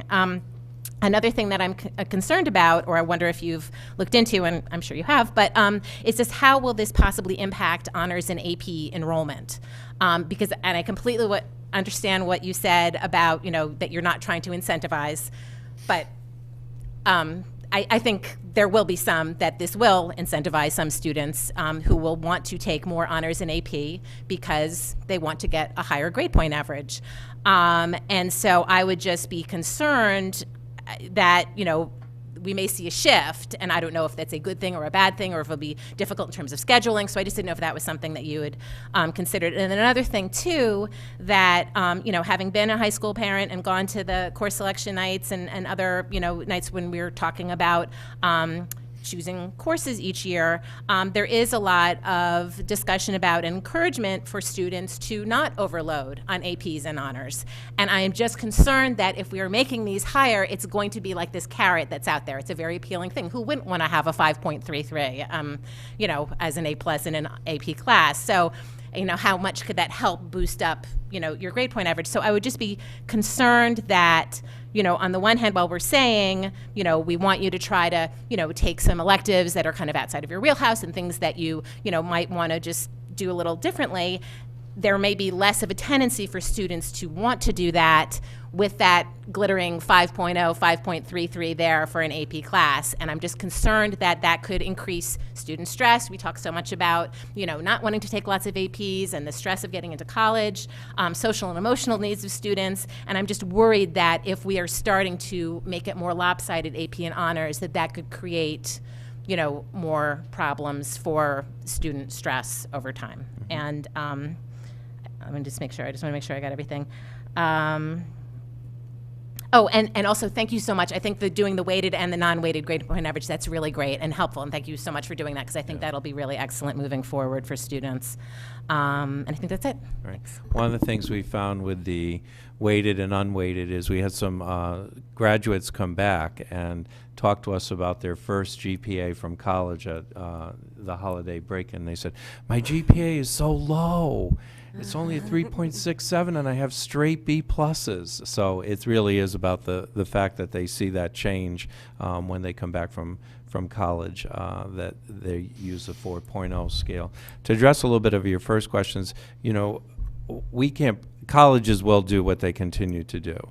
So they'll continue to take our scale and change it and put it into their own formula for students, whether we have a 5.0, a 4.0, or a 3.0. They're going to put it into whatever formula. I saw a high school transcript today that used absolutely no letter grades at all, didn't use the conventional numbers of what we think is 95 or 97, but graded students 1 through 4. In core classes, in AP classes, they got a 3.2. So, they'll use whatever formula they want to be fair to all students throughout schools. And I guess to answer your question about why recalculate that, or why should we change it if they're going to recalculate? Well, there are schools also that do take it at face value. So we don't want to negatively impact our students, because if there are schools that do that, we want to make sure that those students do have competitive advantage as well. In all honesty, the bump is a result of since we knew that one of the driving factors was the level 0, and I'll use the example again of a baking and pastry class being weighted higher than college prep chemistry or U.S. history. To rectify that situation, it would mean decreasing the GPA level of those elective areas, and we thought that we could never come here to the board to present to you a new proposed scale that would, across the board, decrease almost all students' GPAs. So the bump was initially looked at as a way to compensate for that, so that in the end, the net change between what students generally get now and what they get in this new system is virtually 0, or positive in most cases. In fact, would be a positive change.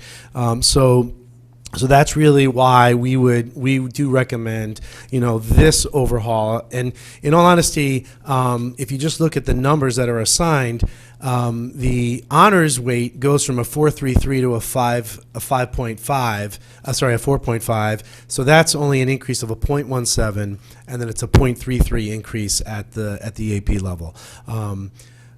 When you're talking about a small number of courses that students take, if you look at, one elective per student was what that chart basically showed.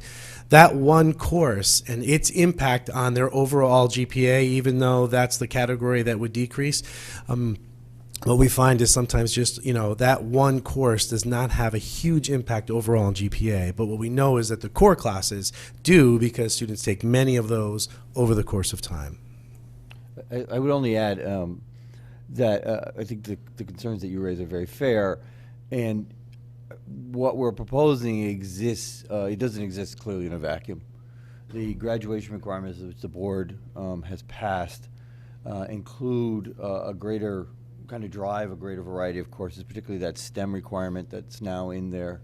But I think the other thing that we're working on and we'll continue to work on is improving and building new elective courses that are going to be attractive to students on their merits. And so there's a continual education process with both students and parents about finding the right balance, not only in the rigor of the courses you take every year, but also in choosing courses which are attractive to you for other reasons than the GPA. All of us as high school headmasters or principals have had the experience of students who will take the courses that will drive their GPA up. They're fortunately a relatively small minority of students. What we're working with is the great majority of students who are looking to have a vital high school experience. I do want to address your question, though, about are we incentivizing students too much, especially for those AP courses? Luckily, Mr. Ebling and I have been around a long time to have some historical perspective. And those of you that have been following our education system for a long time maybe remember that 10 years ago, in order to take an AP course, students had to apply. They had to write a letter of request of why they thought they could be in it, and they needed a teacher recommendation in order to be able to enter those AP courses. We stripped away all of those requirements. We basically opened up our enrollment in AP, and what we found was that students did okay.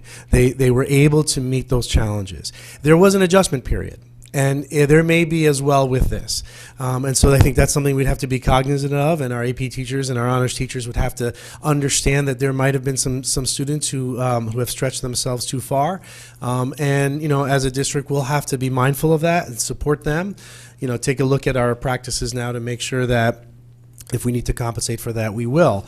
But that will settle out. And I think every change that we do make that ultimately in the long run is better for students, there is always adjustments that tend to find equilibrium, over a short course of time. But in our estimation, we don't think that this will have a negative impact, if at all, for very long.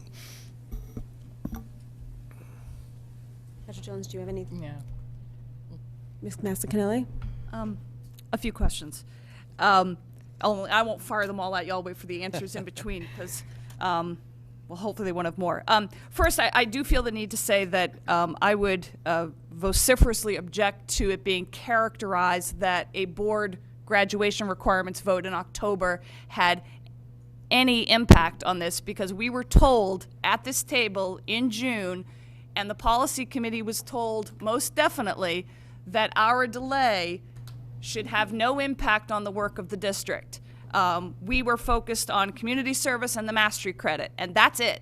So anything involving GPA, because I'm very sensitive to the point that Mrs. Gerber said, because we did, I wasn't a fan of the rollout of the cumulative grading, but I certainly appreciated the level of communication that was given to us, the listening that was done, the meeting held that was, I thought, rather well attended by parents.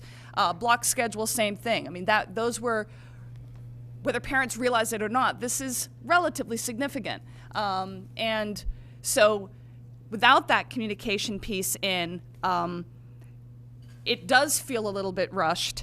And I'm not saying that there isn't a lot of great material here. I don't think anyone here is questioning the naming. That really is kind of odd when you think of it, to Dr. Jones's point that it was struck her very quickly upon arriving of the English 11. But I just would caution anybody with the idea of saying it's because of our October vote, because I will speak strenuously against that we were told that should have no impact on the work of the district. So I'd just like to put that out there. In terms of my questions, I agree with Mrs. Gerber. I can't help but see this incentivizing. You definitely have more experience with students. I can't help but think that this will impact how some students will consider pushing themselves at a certain level or not. I know having a child that opted for a math at the level 0, the appeal that this was a course where they felt that there was rigor, and I think all of our courses have appropriate rigor, but knowing that we have the 3 levels and that essentially gave a 4th level, knowing what the stress would have been, because this child, who shall remain nameless, would absolutely have then pushed herself to do the honors, and the level 0 was spot on where she belonged. With all of the budget and the discussion that we're devoting to the idea of the social emotional learning component, I know you don't have an answer to that. That's really just a comment. I just don't see how this is not going to impact that. One specific course I was wondering about, where are we with physics at this point? Was the physics course besides AP, was that a level 0? We had Physics 41 and Physics 40, and also the AP Physics course. And the College Board made a change to the AP exam. They now offer AP Physics 1 and AP Physics 2. Isn't there 3 also? No, there's not. But in our analysis, what we found was that the AP Physics 1, what was required for that exam, matched identically with what we had previously called honors physics. So we just changed honors physics to the AP Physics 1, and what it did is it gave the students the bump in the GPA level. And just like we were talking about, the first year there was a large number of students who opted for that course. I think we had 6 or 7 sections, and then now we have 3 or 4. So, There's a healthy terror of that course? It was, well, what they realized was that, they were inappropriately placed, or, placed themselves, because, we asked them to make their choices. And then the word got around pretty quickly about what that rigor meant. So currently we have Physics 40, AP Physics 1, AP Physics 2. So that 40 will then become honors physics?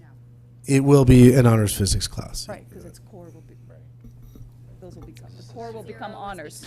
It's a core elective, so it would be honors. And again, we have time to make that decision in consultation with the physics teachers and the and department and curriculum leaders. We can make that decision. Okay, so another question I had with regard to you talk about districts that'll go with 1, 2, 3, 4. Was there ever any discussion of calling colleges on their statement that, oh, we do this holistically, which as parents you're just desperate to know what that opaque, cloud of mystery behind this whole process is? Was there ever any thought to doing no GPA? Here is our transcript. Here are the courses the students took. Here are the grades they got. This is what, that's what they say they're looking at. Oh, we're looking at everything. Well, then why not just give them no GPA? We did not discuss that. Okay. The thought did cross some of our minds, though, I will say. Because you're right, and to be honest with you, I have 2 students in middle school in another district, and to my chagrin, there is a GPA listed on our middle school report card. And I'll be honest with you, my 6th grader, who's only in middle school for 4 months now, is worried about how a test is impacting his GPA. I think that our students are overly obsessed with it, and it's a system that's been created from our college level to our society to you name it. That might be something that we can come to you in the near future. We just didn't think, we talk about big changes, that would be a pretty radical change for us to come to you with. But thank you for the incentive. Thank you. I would be very intrigued. Now that said, I'd immediately want another survey out to the colleges, but I just did. I wanted to follow up on that, Sure, if is you that don't okay? mind. Sure. My understanding was that in Connecticut, some of the school districts are moving towards a skills-based report card in high school, mastery-based skills assessment. Some other states already do it and colleges accept it. I actually thought that's where we were moving towards, rather than changing to where other districts are on our GPA scales. That is correct. There are some schools. There's been a couple of consortiums in the state of high schools that have been doing that work for a number of years.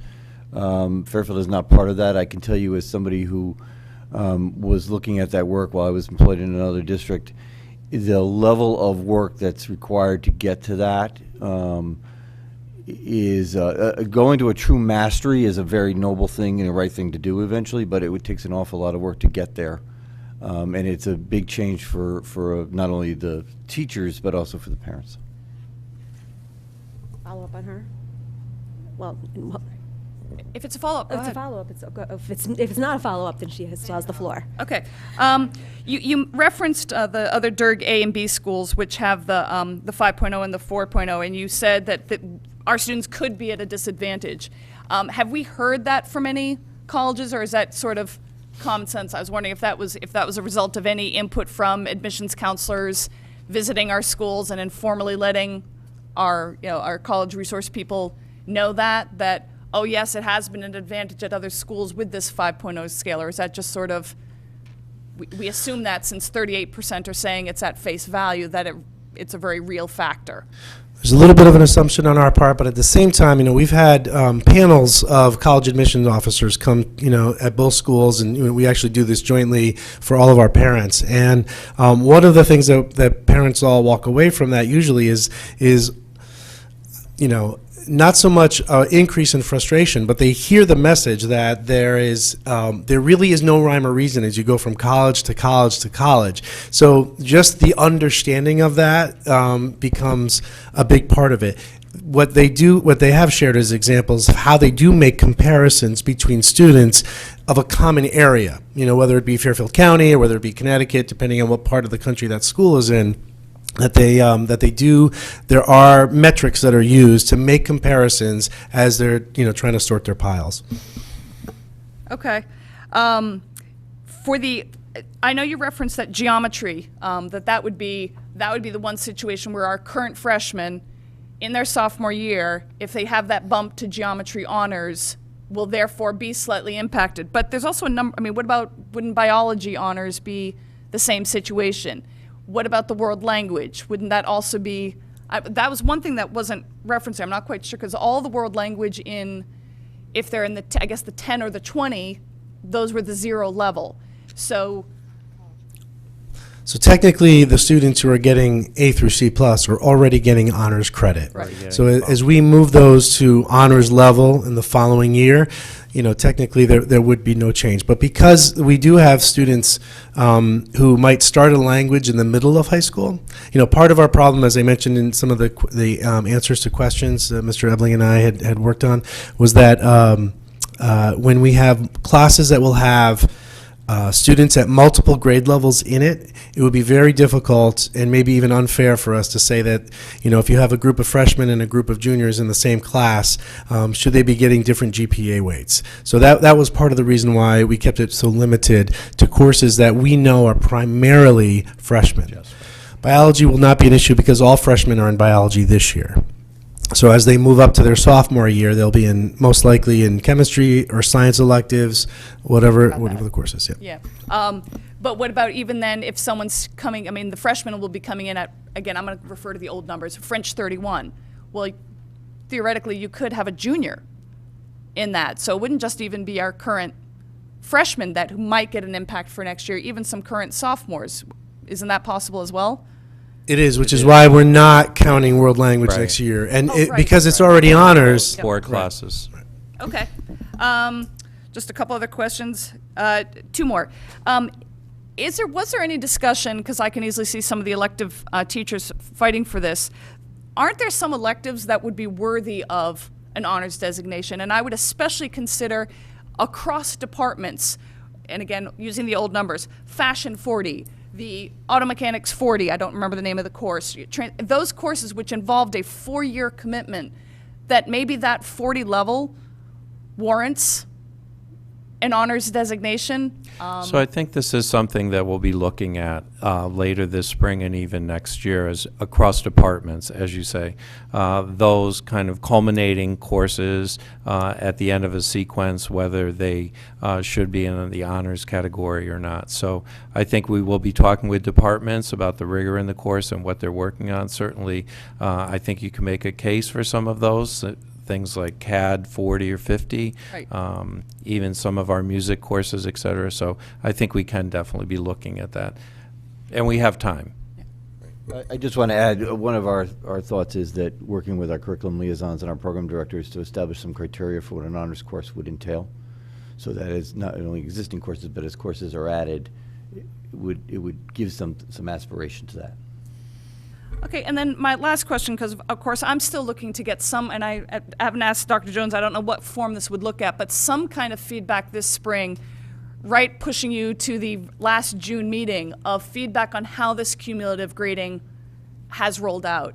What's been the feedback in January? And, well, okay, the feedback in January I don't think is going to be considered the most genuine. Whoo, we have no exams. I mean, that's I would assume would be the overwhelming That counts for feedback, reaction. though. But when they get to facing an exam that's worth 20% of their average in June, you know, that's when the rubber meets the road. So we're talking about, I consider this to be a relatively significant change. That's been a relatively significant change. That also makes me a little bit nervous, just in terms of being able to properly evaluate something. I don't think 1 year's worth of data is, you know, it's going to be a very important bit of information both for you and for us. And then next year will be, okay, how did teachers adjust, exams, et cetera? And yet now we're going to have a whole nother wrinkle thrown in there for students, possibly in terms of their selection. So that's just, I raise that more as a concern. I'm not sure what you could say about that. As headmasters, we're very proud to keep Fairfield on the cutting edge. But we are also looking forward to that feedback as well from our teachers and students. Thank you. Ms. Leeper?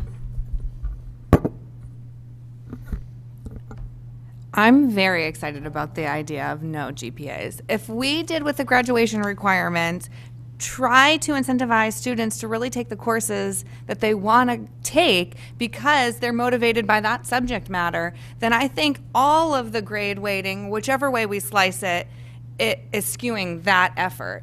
And if colleges are going to be doing whatever mystery calculation they're going to do, which we all know is what they do, then why not provide that freedom to our students and allow them to actually pursue what they're interested in? And there will always be kids who are motivated to take AP or honors because they think that's what the colleges they have their eye on are looking for, and that will be reflected in their transcript. But there will be a lot of other students that would like to maybe try some other things and not feel like they will be negatively impacted because this course is not weighted or not weighted the same as this other type of course. And I think providing our students with that type of flexibility is a really radical and exciting idea.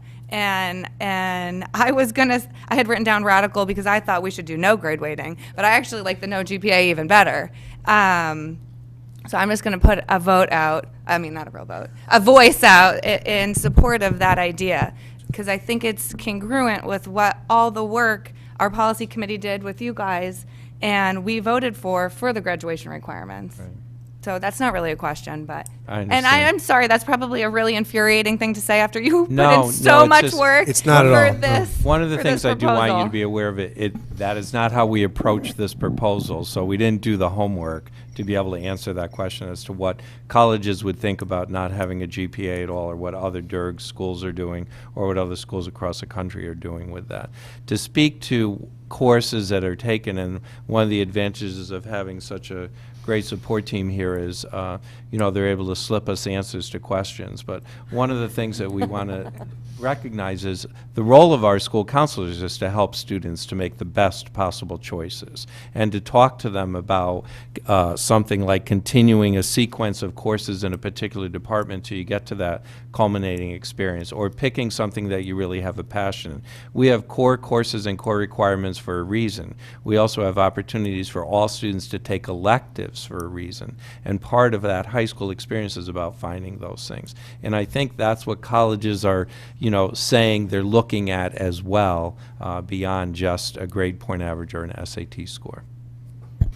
And I just want to add, it is not infuriating at all. It is, in fact, actually really refreshing, because in working in Fairfield for as long as we have collectively, sometimes a lot of the decisions we make are based on our experience in working with our parents and our students, and that type of idea,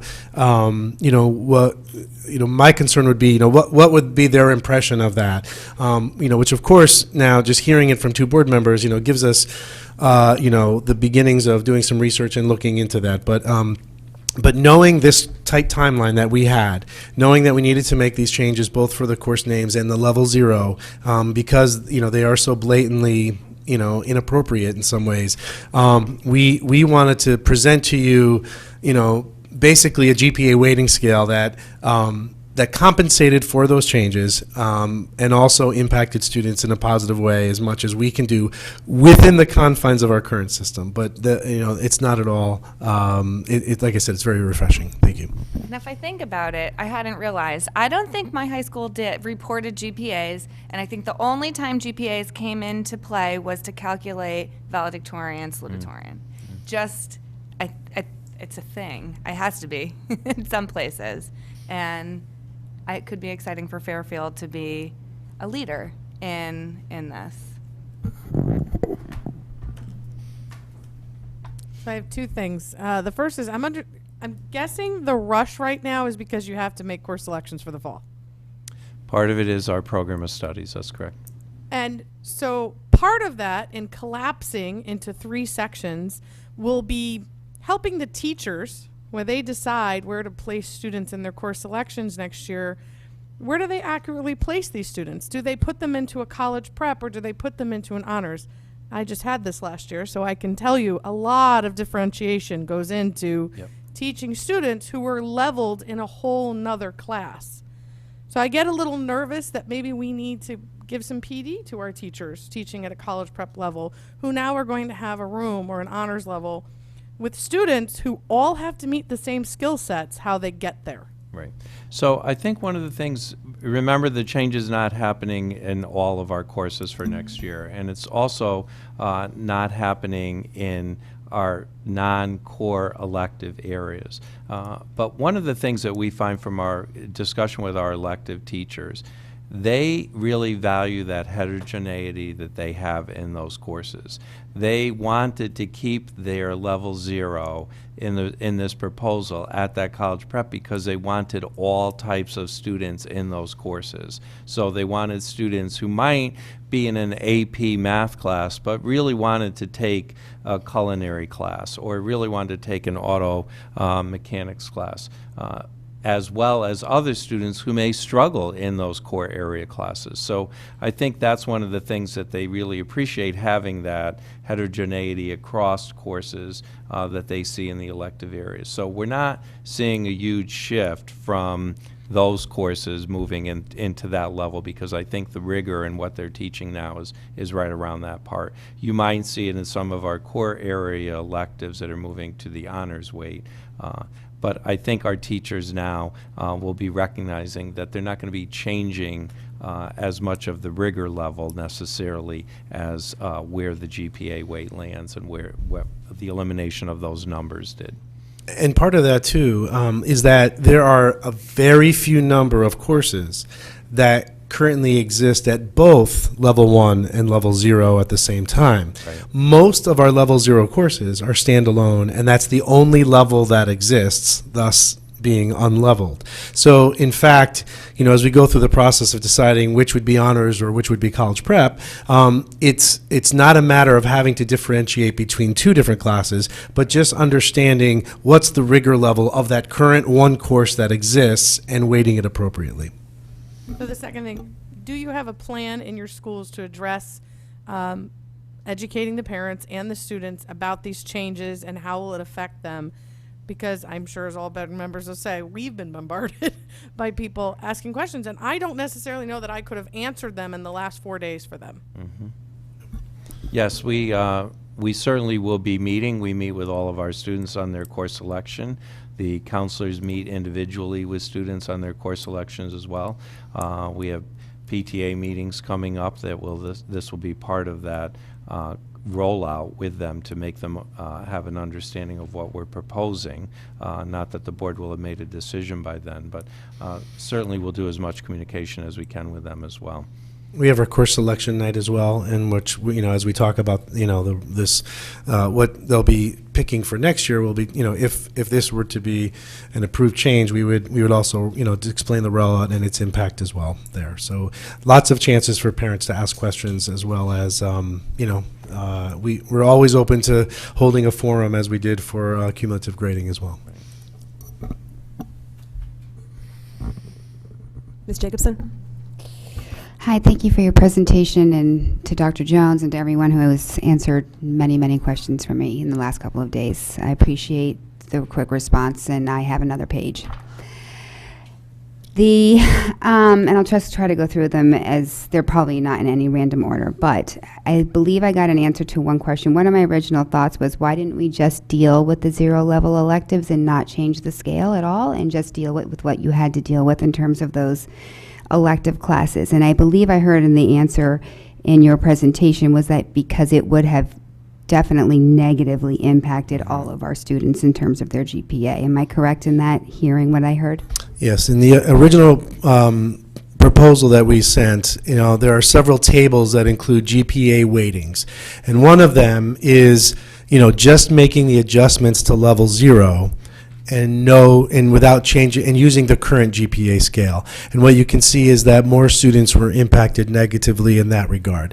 And to kind of break that down really quickly, students who tend to not take as many AP courses or honors courses, students who take primarily level 2 courses, tend also to take a lot of electives. So therefore, if they are taking electives that are non-core areas, and those are all decreasing in their GPA, it disproportionately hurt the students who tended to not take those AP and honors level courses. However, they all eventually take some leveled courses throughout their 4 years in high school. A couple honors here, a couple core electives there, which will be weighted as honors now. So the compensation that occurred, in the bump of the GPA for especially the honors level, and in some cases AP, like some of them are taking AP art, for instance. So therefore, that compensation helped those students so that they were not negatively impacted. Thank you. My next question was, I know you put a lot of time, and the committee did, was in how the committee came to decide that when you were going to be looking at the amount of increase that you gave to the 2 categories. Can you just explain for us and the public how you came to give AP 0.33, honors 0.16, and college prep nothing?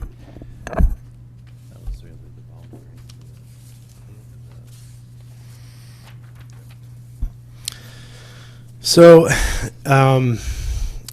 we wanted to keep college prep at a 4.0 because the college prep was, it's the expected grade level performance, you might say. When we talk about the rigor level of college prep, a synonym for that would be grade level. And so because 4.0 is sort of the standard scale that's used across the board, we would consider that the same as the unweighted scale, if you will. The increment of and then in looking at the AP level, again, looking at some of our colleague districts that also use 5.0, we basically started with that to say, how would this play out, and then honors, being the level in between the 4.0 and the 5.0, just logically seemed to be a 4.5. So that's sort of the evolution of the thinking in terms of the increments. I kind of figured that was the evolution, but I guess for me, when I'm looking at this in black and white on the paper, and it's maybe the elephant for me, and it's that what we're doing to college prep kids is you are taking away that elective higher weight, but you're only giving the commensurate bump to AP kids in honors, and you're not giving them any commensurate bump. Do you recognize that, how that looks? Well, I think I'm going to refer back to this chart here.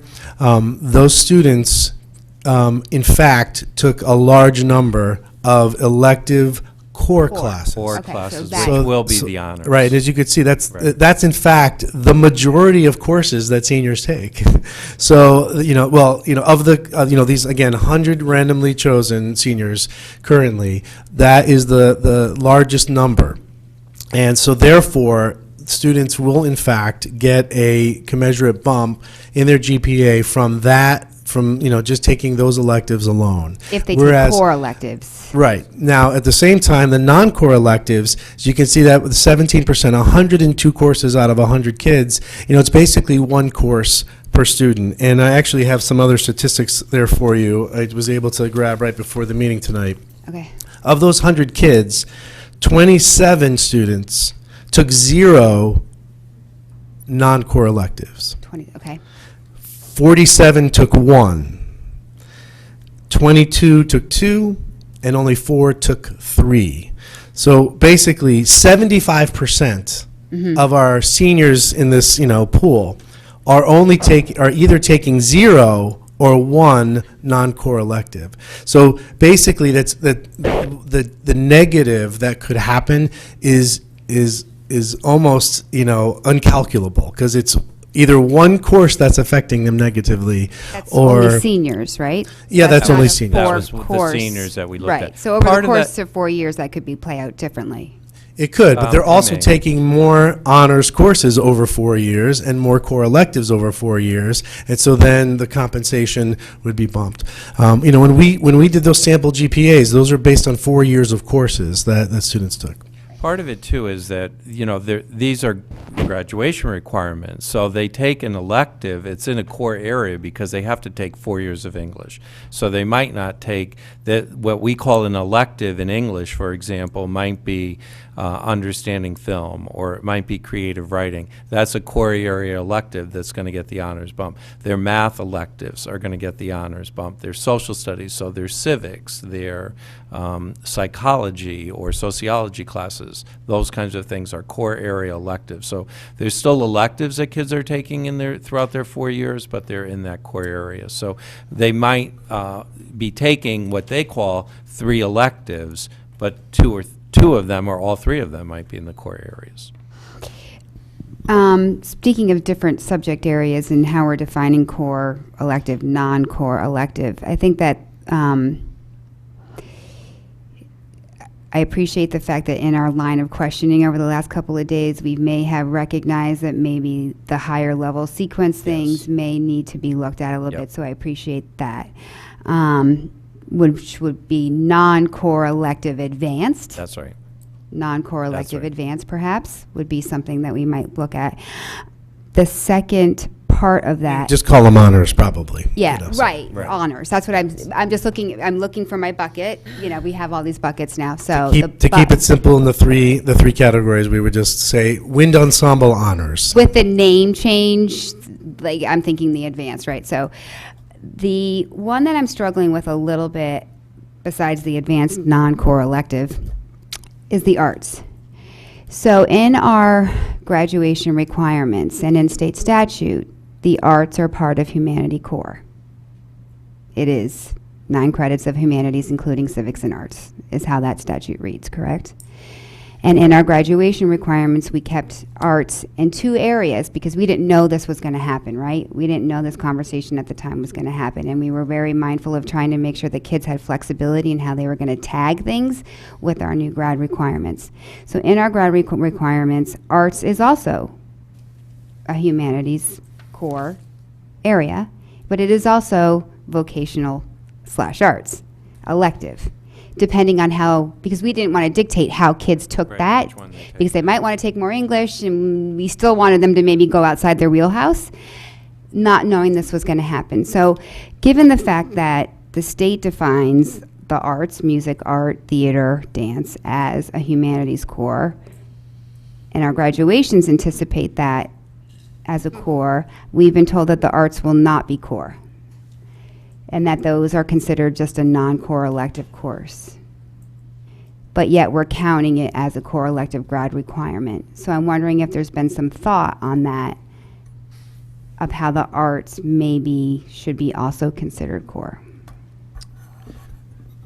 We do have some AP courses in the arts, so we do have, the AP Studio Art, et cetera. So we may, again, I think that's an area that we might look at for some of those culminating courses where we might consider it to be an honors weight. I don't know that we're prepared to do that right now without talking with the departments around that idea and which ones they think might fit that area.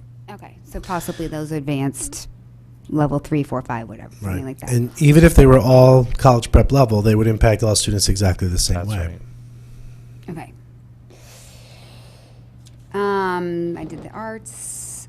Also, Yeah, they're not. again, I am very heavily hung up on how we're categorizing core, non-core. Because I think that when you shake this out, if you're talking about accounting, economics, business law, a lot of our business classes that also have that sequence, I'm not sure I can say that's the same as beginning keyboarding. So our business courses have probably of all the departments, have very little sequencing. They have a few prerequisites after intro to business maybe, but almost all of them are open to all students, grades 10, 11, and 12. So there's not a sequence that students would take in our business program that would necessarily do that. We do teach in our business program AP Economics, so there's an opportunity there, AP Computer Science, AP Computer Science Principles, so those might be seen as a culminating experience in those areas. There are some, though, like entrepreneurship, finance and investing. Those are only grade 11, 12. There are a lot of prerequisites to those, so I'm just calling that out as intention to. Well, I think as Mr. Cummings said earlier, as we explore what the criteria would be for an honors course, was one of my questions. we What would- did you use We as would then criteria? apply that, or ask the departments to apply those criteria to make some choices potentially of those, the potential of honors weighting. And then the one thing I did want to also talk about was the class of 2023. And that the way the rollout plan, which is not in our purview, but it's just something that came to my mind, was that the class of 2023 is going to get the core bump and maintain the non-core elective. So it's like a double dip for that one class, which no other grade in our district will have. Can you talk about that a little bit? Sure. First of all, to get the ball, I mean, anytime you have a rollout, there's going to be little quirks about who's going to be impacted and when. And I think what's difficult for us, and actually one of the benefits of our system, is that we have multiple courses where there are students in multiple grade levels in the same course. A lot of the electives, in fact, fall into that category. I might be a senior and finally get to take Intro to Culinary Arts. I've been waiting for 3 years, and I finally have enough room in my schedule to do that. It's also a very popular elective for our freshmen. And what we didn't feel would be fair is for, if we made this change for all electives, say, then the senior who's finally getting it now is going to get a decrease in their GPA. Right, no. And they didn't anticipate that, and so that wouldn't be fair to them. If we apply it just to the freshmen, then you'll have two freshmen, you have a freshman and a senior sitting in the same class. They both get an A, Right. but the senior gets a 4.3 and the freshman gets a 4.0. So that wouldn't be fair either. So, a lot of those things were considered in figuring out the rollout plan. So yes, the freshmen do get the bump, but, part of it was, with all of the new graduation requirements, shouldn't we give them a little bit of something? So note to 8th graders, take your non-core electives freshman year. PSA. Okay, so let me see if I have a couple. If somebody else wants to go, I probably have a couple more. Is there anyone else who has any other questions? Because I'll take a break for a second. Okay, thanks. You have shared the floor. Mr. Dwyer. Not necessarily a question, but I do want to join my other board members in thanking you for the presentation and for the work, obviously, that the central office, the headmasters, and the staff at the various high schools did in putting this proposal together. I'm thinking we have 3,000 high school students, and each one of them have a chess game that they play of putting a 4-year schedule together. And so if I just look at the three of you, you're managing a four-dimensional 3,000 chess games that are four-dimensional.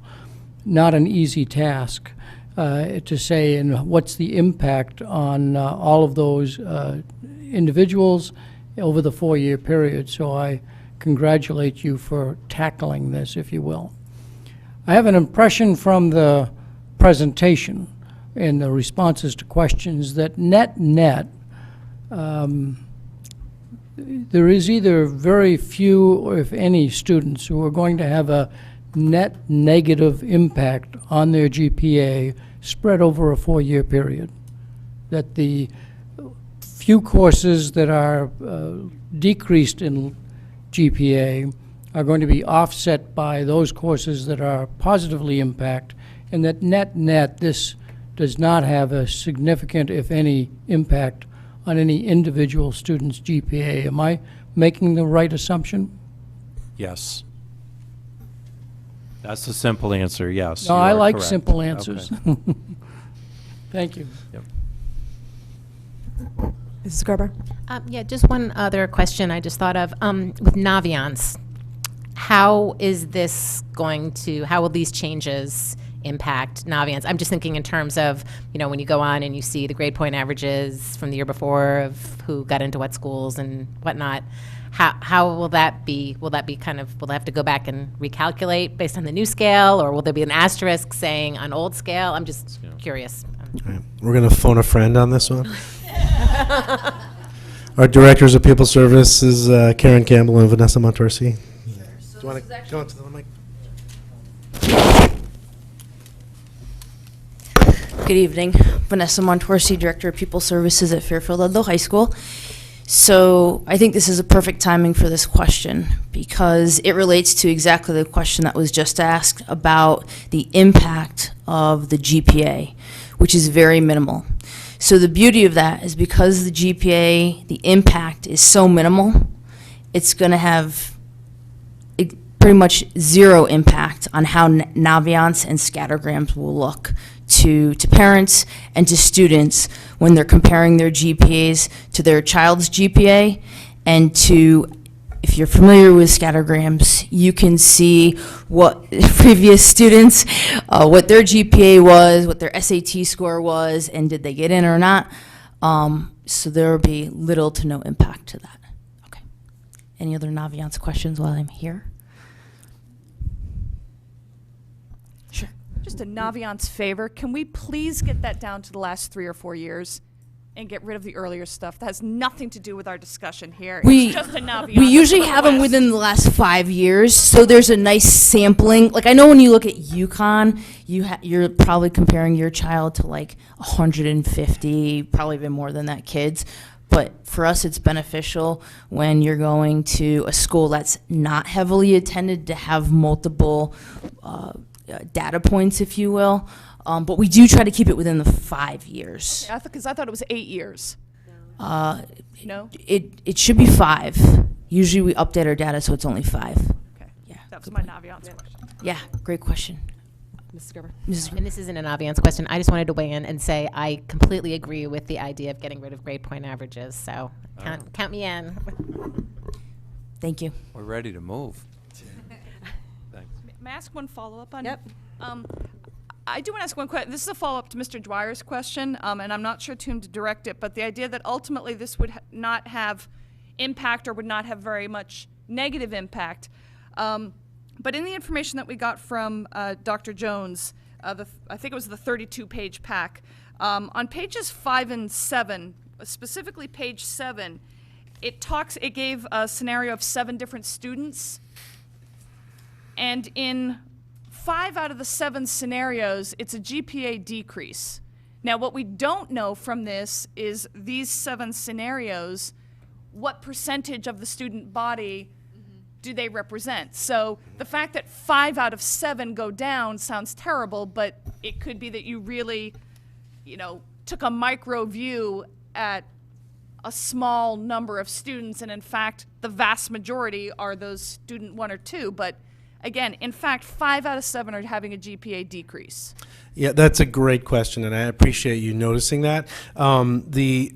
the reality is that students 1, 2, and 3, in fact, represent closer to 75 to 80% of our student body.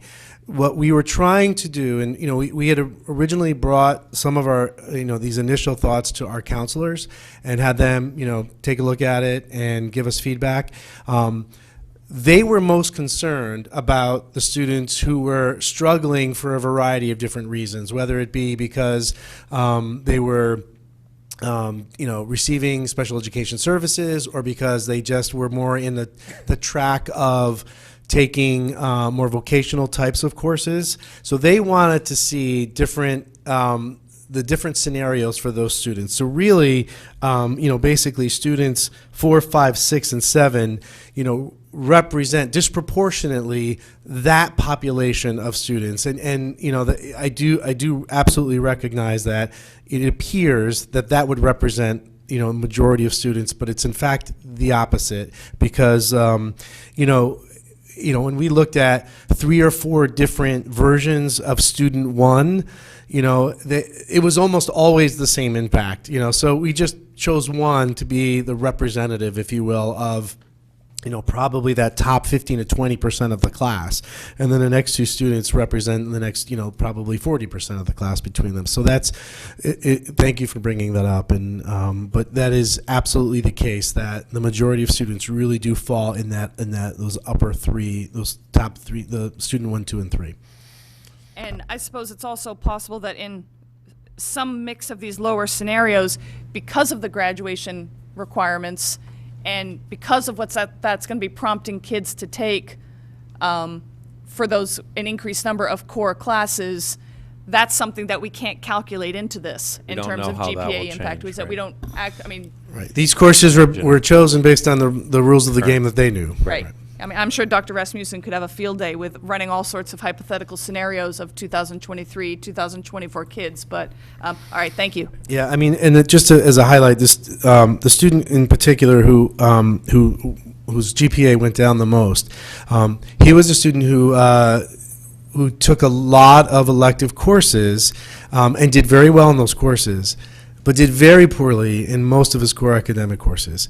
He went on to have a very successful placement after high school graduation in a field in a school that was fitting for the area that he was concentrating in. So, again, with the counselor's help and whatnot, he's able to have a very successful post-high school career, despite the fact that he had some difficulty in his core area courses. But that was why his GPA was impacted the most, because he had a lot of those non-core electives drop in the GPA, but 0.06 overall is still not a whole lot, and most of them were in the the 100th to 2 100ths range that we felt basically was not the overall negative impact. A couple of grade differences here and there would make those plus 0.01 and plus 0.02.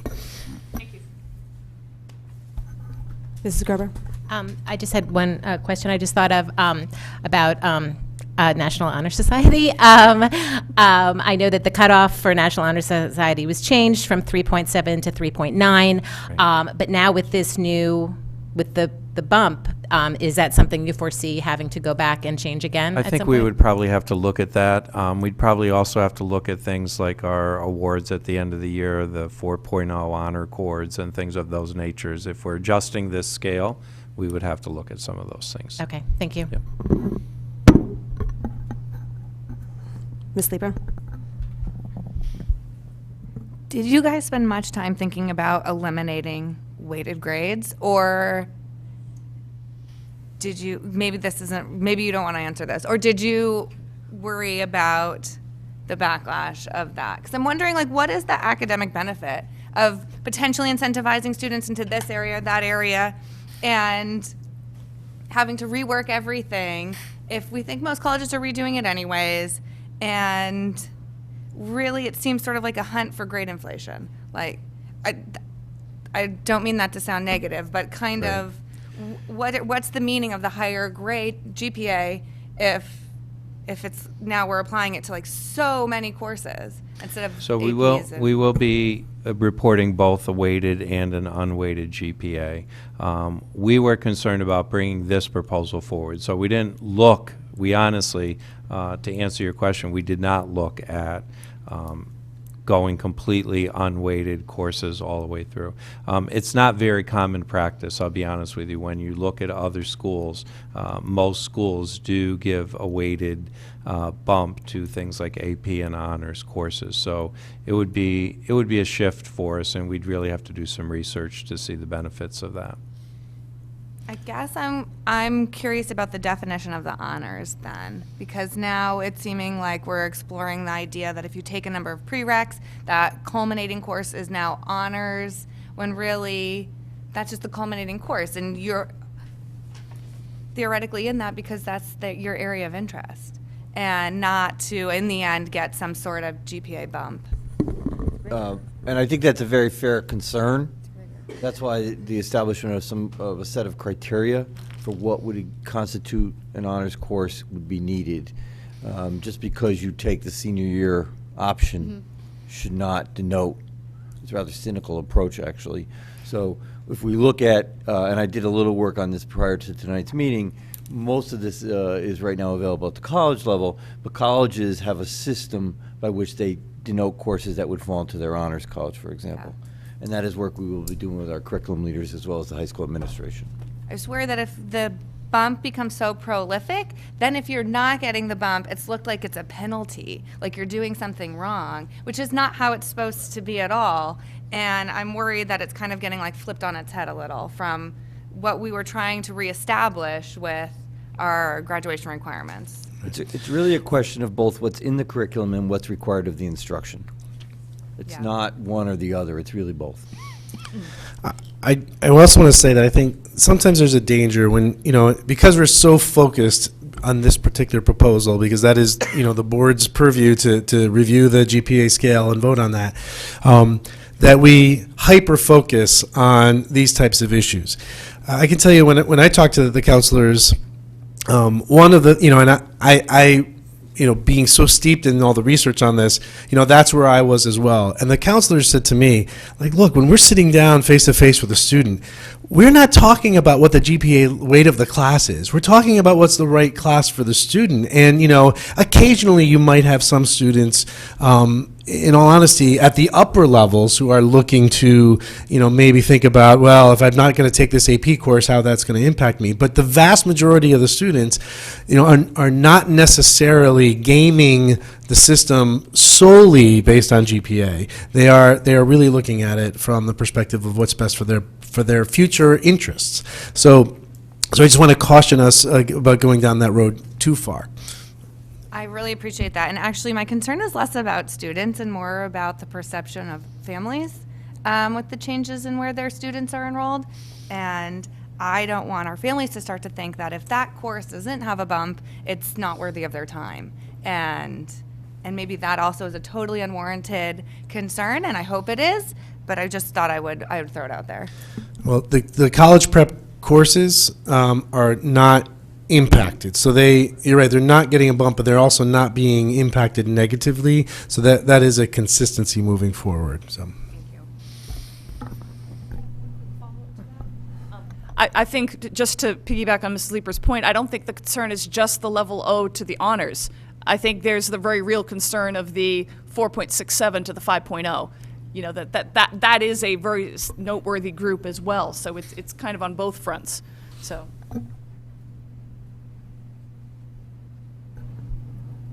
Okay, just last question. Okay, Just, yeah, sure. but no, it's okay.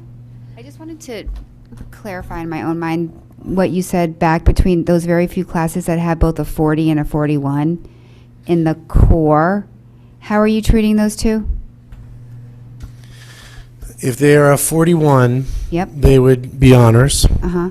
If they are a 40, if they have both, if they both currently exist concurrently, yes, the 41 would be the honors level, as it is now, and the level 0 would be considered a college prep class. So right now, they are already different rigor levels, but they're getting the same weight.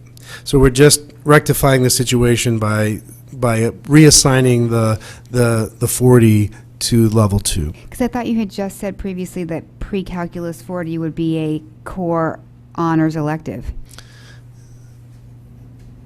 So that we may have made a mistake if not thinking about the 41 in that particular case. So pre-calculus 40 will drop down. The vast majority of level 0 classes are standalone and they don't exist in that, in that cohabitation, if you will. So those would be the ones in the core areas that would be moving to honors. That might in fact be the only exception. And that's because we don't have a calculus non-honors, right? We teach Intro to Calc 50. Which is honors. Right. We're changing the name to calculus. It'll be an honors course. So that 50 is not following the same path.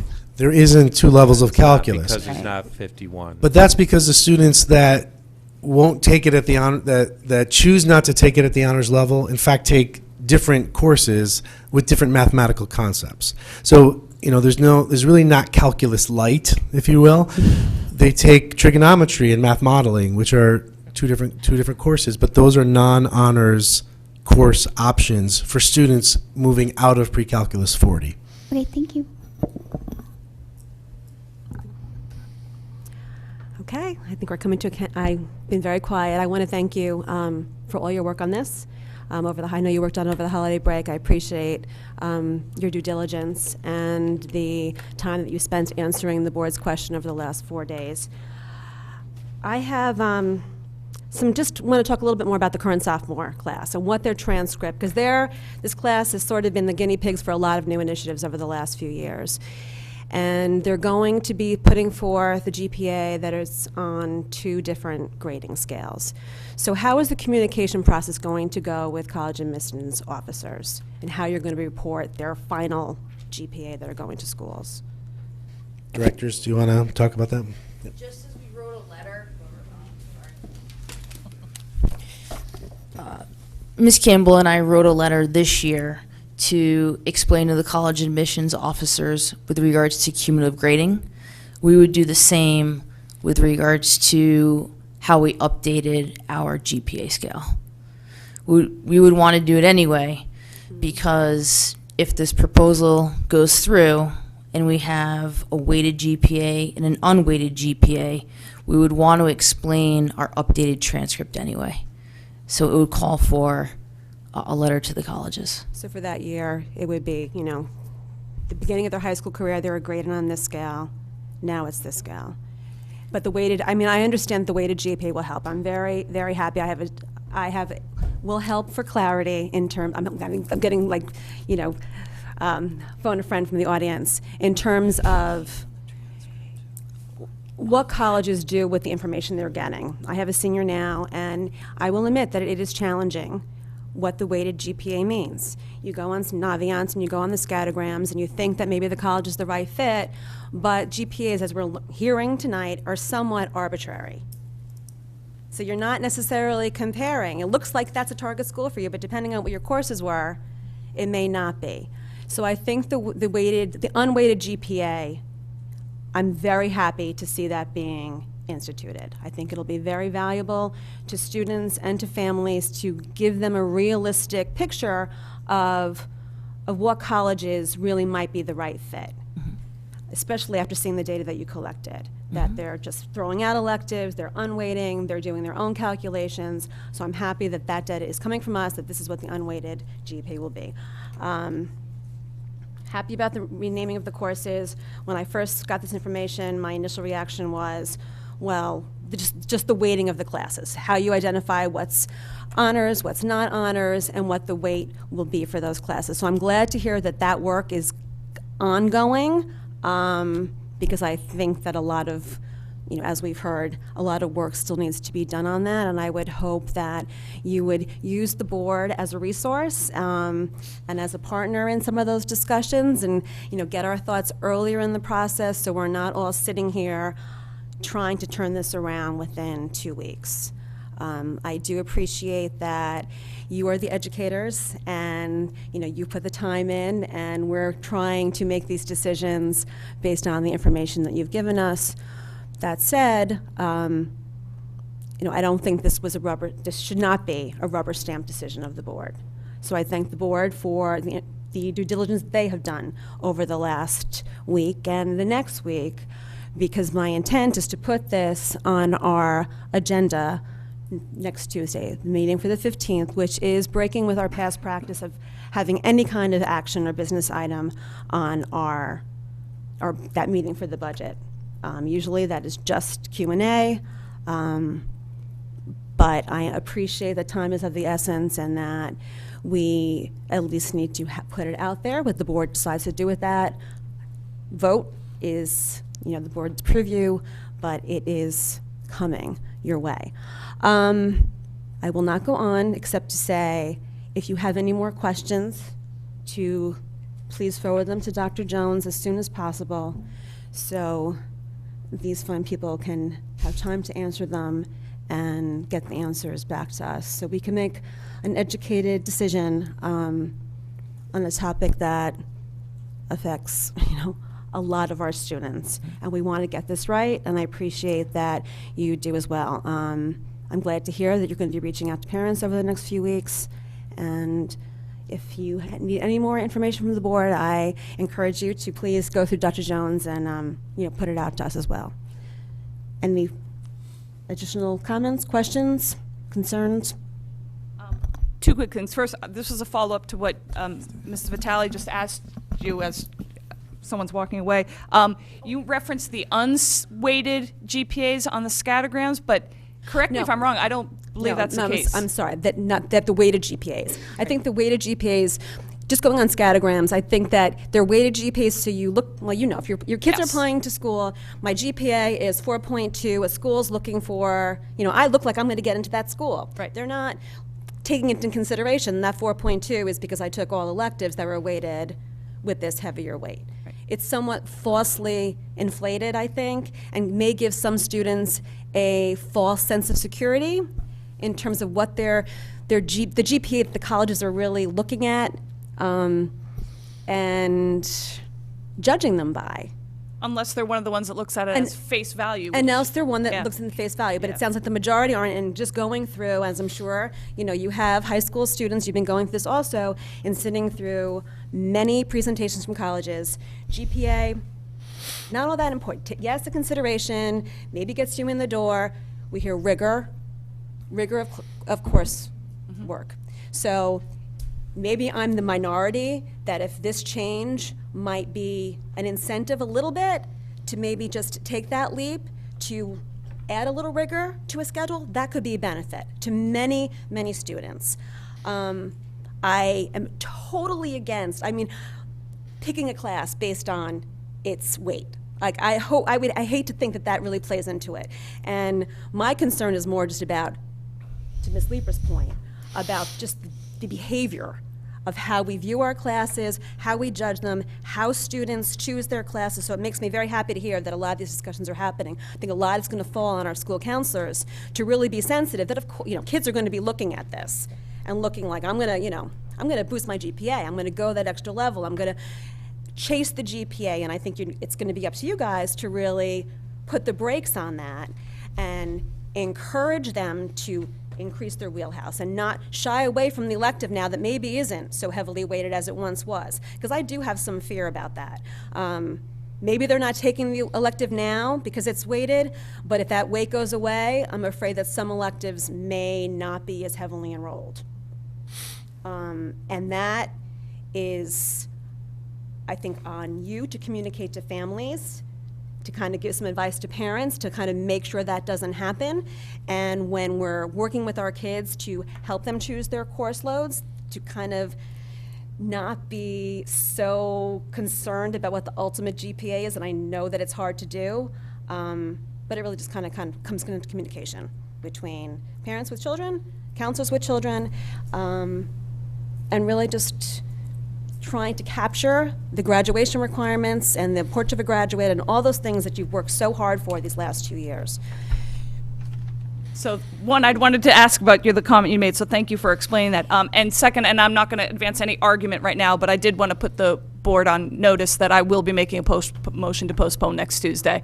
I've got a budget book to look through, and I have a lot to look through here with the material we've gotten. I've just seen the questions that were all submitted to the board, which thank you for the color coding of that. So that initial question, response, follow-up question, their response. I am not going to be ready to make a vote on this next Tuesday. So without okay, I just did an argument, sorry. I just wanted to let the board know I will be doing that. I appreciate the heads up on that, and Steph has that. All right, thank you. We also want to say thank you to all of you because obviously, you know, we do feel somewhat responsible for the delay in getting this to you in a timely way. It turned into a much bigger thing than I think we even realized. But at the same time, your questions have been articulate and right spot on, and you know, we appreciate the dialogue, and you know, we are very open to making, you know, taking your suggestions about how we implement the GPA scale should it be approved. So thank you very much. Thank you. Yes, thank you.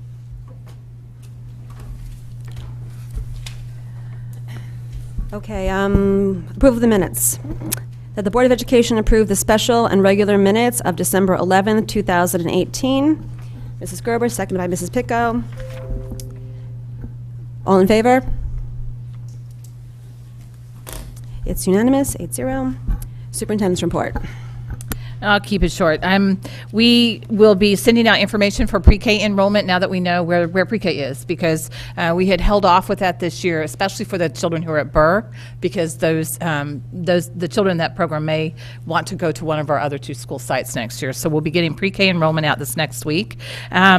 Also, last night I attended the PTAC, the council meeting, and Caroline Trabucco, who is the president, did an excellent job just on the budget in general. She called it budget camp, I think is what it was called. And she did, they were recording that, and I think they're pushing it out on Facebook. But I encourage you to watch it, because she really pulled a lot of good information from the CAFR as well, from the town side. At Dwight Elementary, our restrooms are back open. They're working. There's no smell. We think that was just from the first day after they'd been closed down for a month. So it looks like right now the repairs have worked. So we're really excited that right now Dwight's back in good shape. Our scoreboards are in at Ward, and I just don't think I'd reported that before, but all 4 of them. And then just last of all, I just want to say thank you to the executive team. Most of them are still here.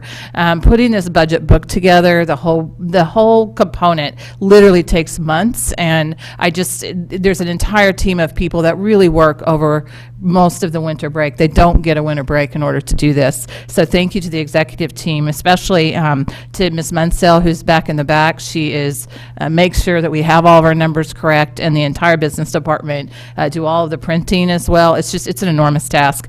Jan Burns works tirelessly to help with the PowerPoint and really makes it fun. Also to Meg Brown, who helped set up tonight. Just to the whole team. We've got a lot of work ahead. We appreciate your questions coming to us as quickly as possible. And just a reminder, it will be on the certain sections, so we'll send you out a reminder which sections with page numbers. Okay, thank you. Mrs. Vitale? Sorry. Water went down the wrong pipe, sorry. Just one quick follow-up question, and I know I should know this, but I don't. When we're talking about our pre-K, obviously the ones that we had at Stratfield and Burr had a tuition component to them. Do the other ECC ones where we pair, where we're looking at that peer ratio, do those students pay a fee? They do. Okay. Yeah. If they didn't, I was going to ask if the Finance Committee could take a look at that. Since now everything is getting grouped together, it would seem that they should all be on the same scale and everything. Yeah, it'll be much easier for our whole central office this year in terms of pre-K, because we had 3 different schedules. So some people, they were paying the same tuition. Some people were 3 days. Some people were 5 days. So this year, it's going to be better for quite a few of the families that actually are going to have a 5-day program. There's the typical increase in the budget for tuition, just, cost of living adjustment that's in there, but much more equal this year. Thank you. You're welcome. Any other questions for Dr. Jones? Okay, committee and liaison reports. I just wanted to give a quick report on Mill Hill. The committee meeting for tomorrow night has been canceled because there was no outstanding business. And last week, as you may know, or probably know, Mr. Quinn went to the Board of Selectmen just to give an update. The one thing that was notable is that they did have some dates, some tentative dates that they're hoping in terms of being able to bring the proposal forward to the other town bodies. And the dates they gave, they had Board of Finance first on May 9th, then any possible, if anything had to come to the Board of Ed, it would be on we'd have a special meeting on the 14th, but that's just a tentative kind of placeholder. And then the Board of Selectmen on the 15th, and the first selectman did point out that the order has to be Board of Selectmen first. So I just looked at the calendar, and the Board of Selectmen do meet on May 1st, so I would assume that would probably be the first date for this project to go to the town bodies. So it would be May 1st for Board of Selectmen, May 9th for Board of Finance, and then the 22nd for committee meetings, RTM, and 28th for the full RTM. That does give us a 1-month cushion, so if there are any of the bodies that require additional time, questions, any kind of going back, there is June, and I looked at those dates too, and they do work. It would be kind of tight, and we'd be right up against that June 30th deadline. But it does give us a little bit of a cushion, and I will keep everyone updated as we move forward. Anybody else? Mr. Dwyer? Just a question, if I could, on that. I got the impression that the building committee may be recommending not to comply with the educational specs when they make their presentation to the Board of Selectmen and the Board of Finance. And that we might be put in a position where they vote something opposite the ed specs and then expect us to just comply. Am I wrong in that impression? Well, I don't know if it was anything explicit. I will say that it was certainly not discussed at the building committee level at the meetings I was at. And I did come in kind of late to the Board of Selectmen meeting, so if I missed that explicit, I know Mrs. Vitale and Mrs. Jacobson were there, so perhaps they could speak better to any perception of that. I mean, I do know obviously that May 14th special Board of Ed meeting was kind of a red flag to me because it's not something that we have scheduled, and it seemed like it was kind of in there as a placeholder. Should it need to come back to us, I suppose, to amend the ed specs, which would have to happen at some point, but that was not explicitly stated is my understanding, so, but perhaps someone else can speak to it. It was not. Can I ask one follow-up question? Yes. I had asked the building committee to come and update the Board of Ed. They declined to do so.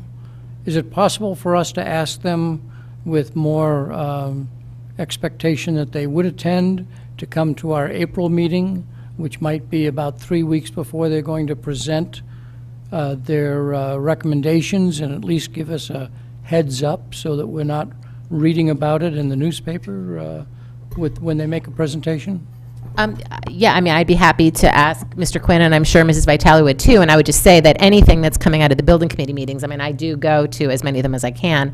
If I start to get a sense that anything is happening, I will be more than happy to, as quickly as possible, alert the board to any changes. But yeah, I agree. It would be probably helpful to have the building committee representatives come to the board before they start going to the other town bodies. But in the meantime, I'll be happy to keep everyone apprised as well.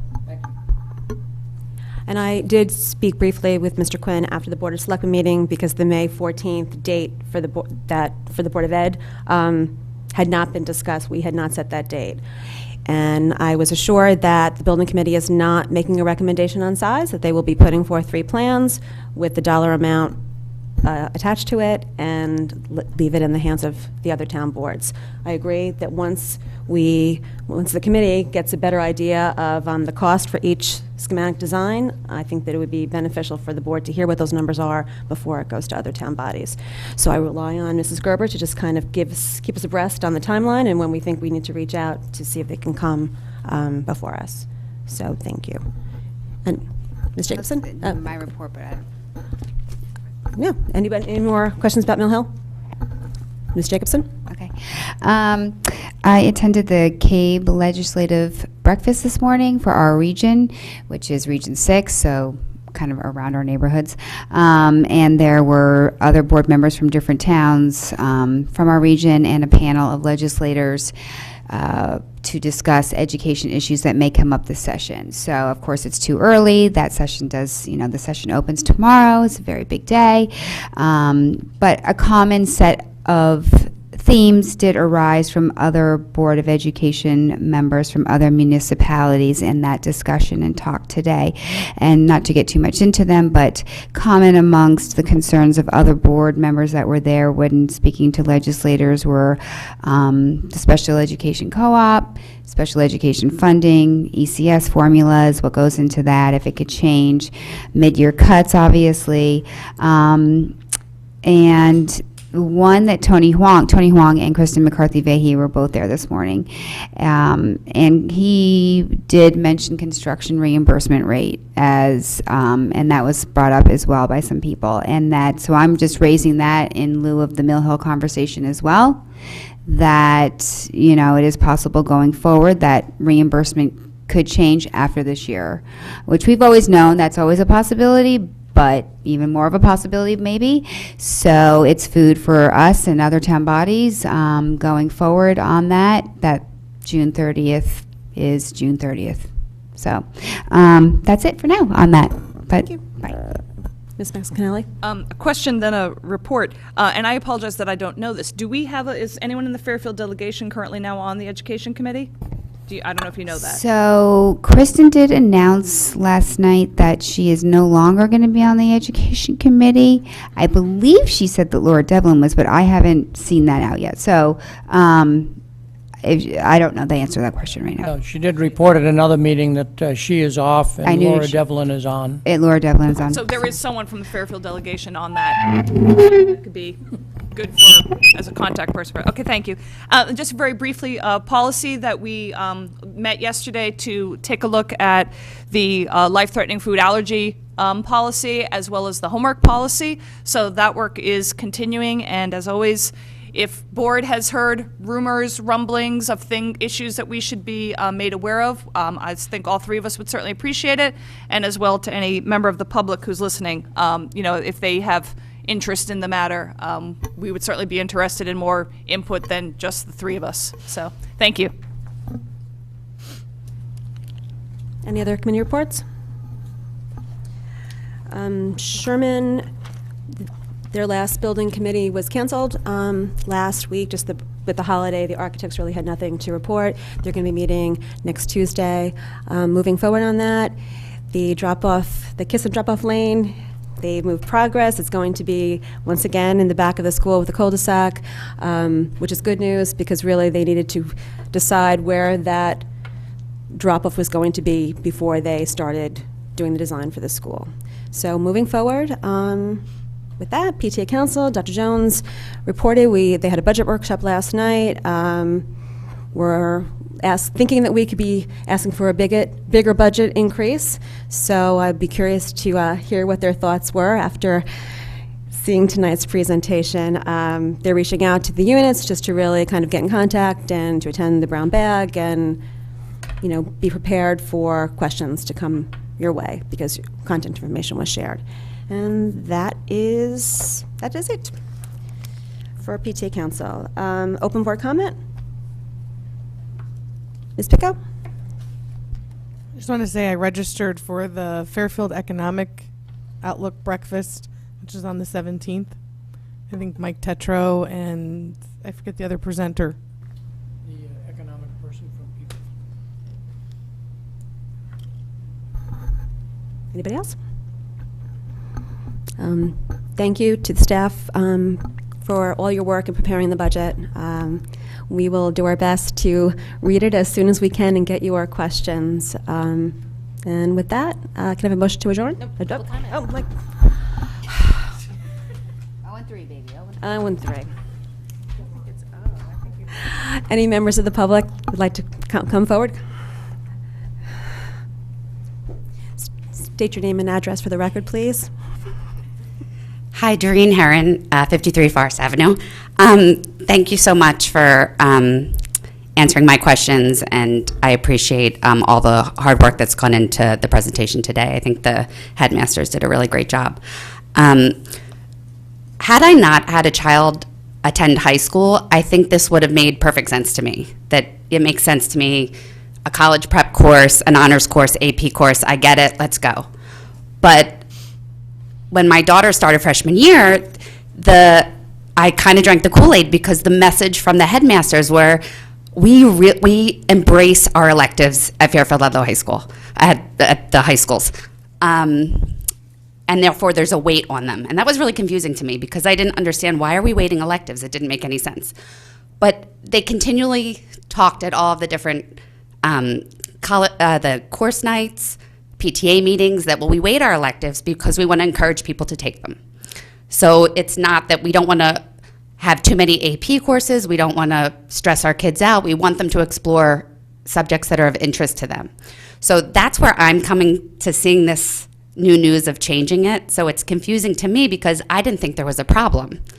And the message I heard tonight was that the original intent was lost of that grading scale, but I didn't realize that. And I've been a pretty involved parent along, and my daughter's applying to colleges now, and it seems to be working well. I do totally agree with changing the course names. That just is for clarity. But one of the main goals that they said was to provide transparency and clarity on transcripts. And I have a problem with that, having a sophomore currently, because I think when she's a senior, when she's applying to colleges, she's going to have 3 years under this system and then have to report the new grading scale. And although they'll send a letter explaining that, when they say that there's not a bump in college prep courses, or that it's the same, it's not the same because now it's on a 5.0 scale. So before a 4.0, an A at a college prep course on a 4.0 scale is a lot different than a 4.0 on a 5.0 scale. So having just had a daughter who applied to colleges, you also have to self-report your scores a lot. So one of the questions that they ask is, what is the highest GPA that you can get at your school? So now I'm going to have my current sophomore applying September of senior year, and just giving an example, if she says she has a 4.0, I'm also going to have to report, well, on the new grading scale, she can get a 5.3. So I don't want it to be that simplistic that we just need to send a letter and let them know, because the college application process is very confusing. And they reweight things and they unweight things. So I just don't want you to take that lightly, that I think there should be some type of grandfathering for the freshman and sophomore years. Thank you. Any other members of the public?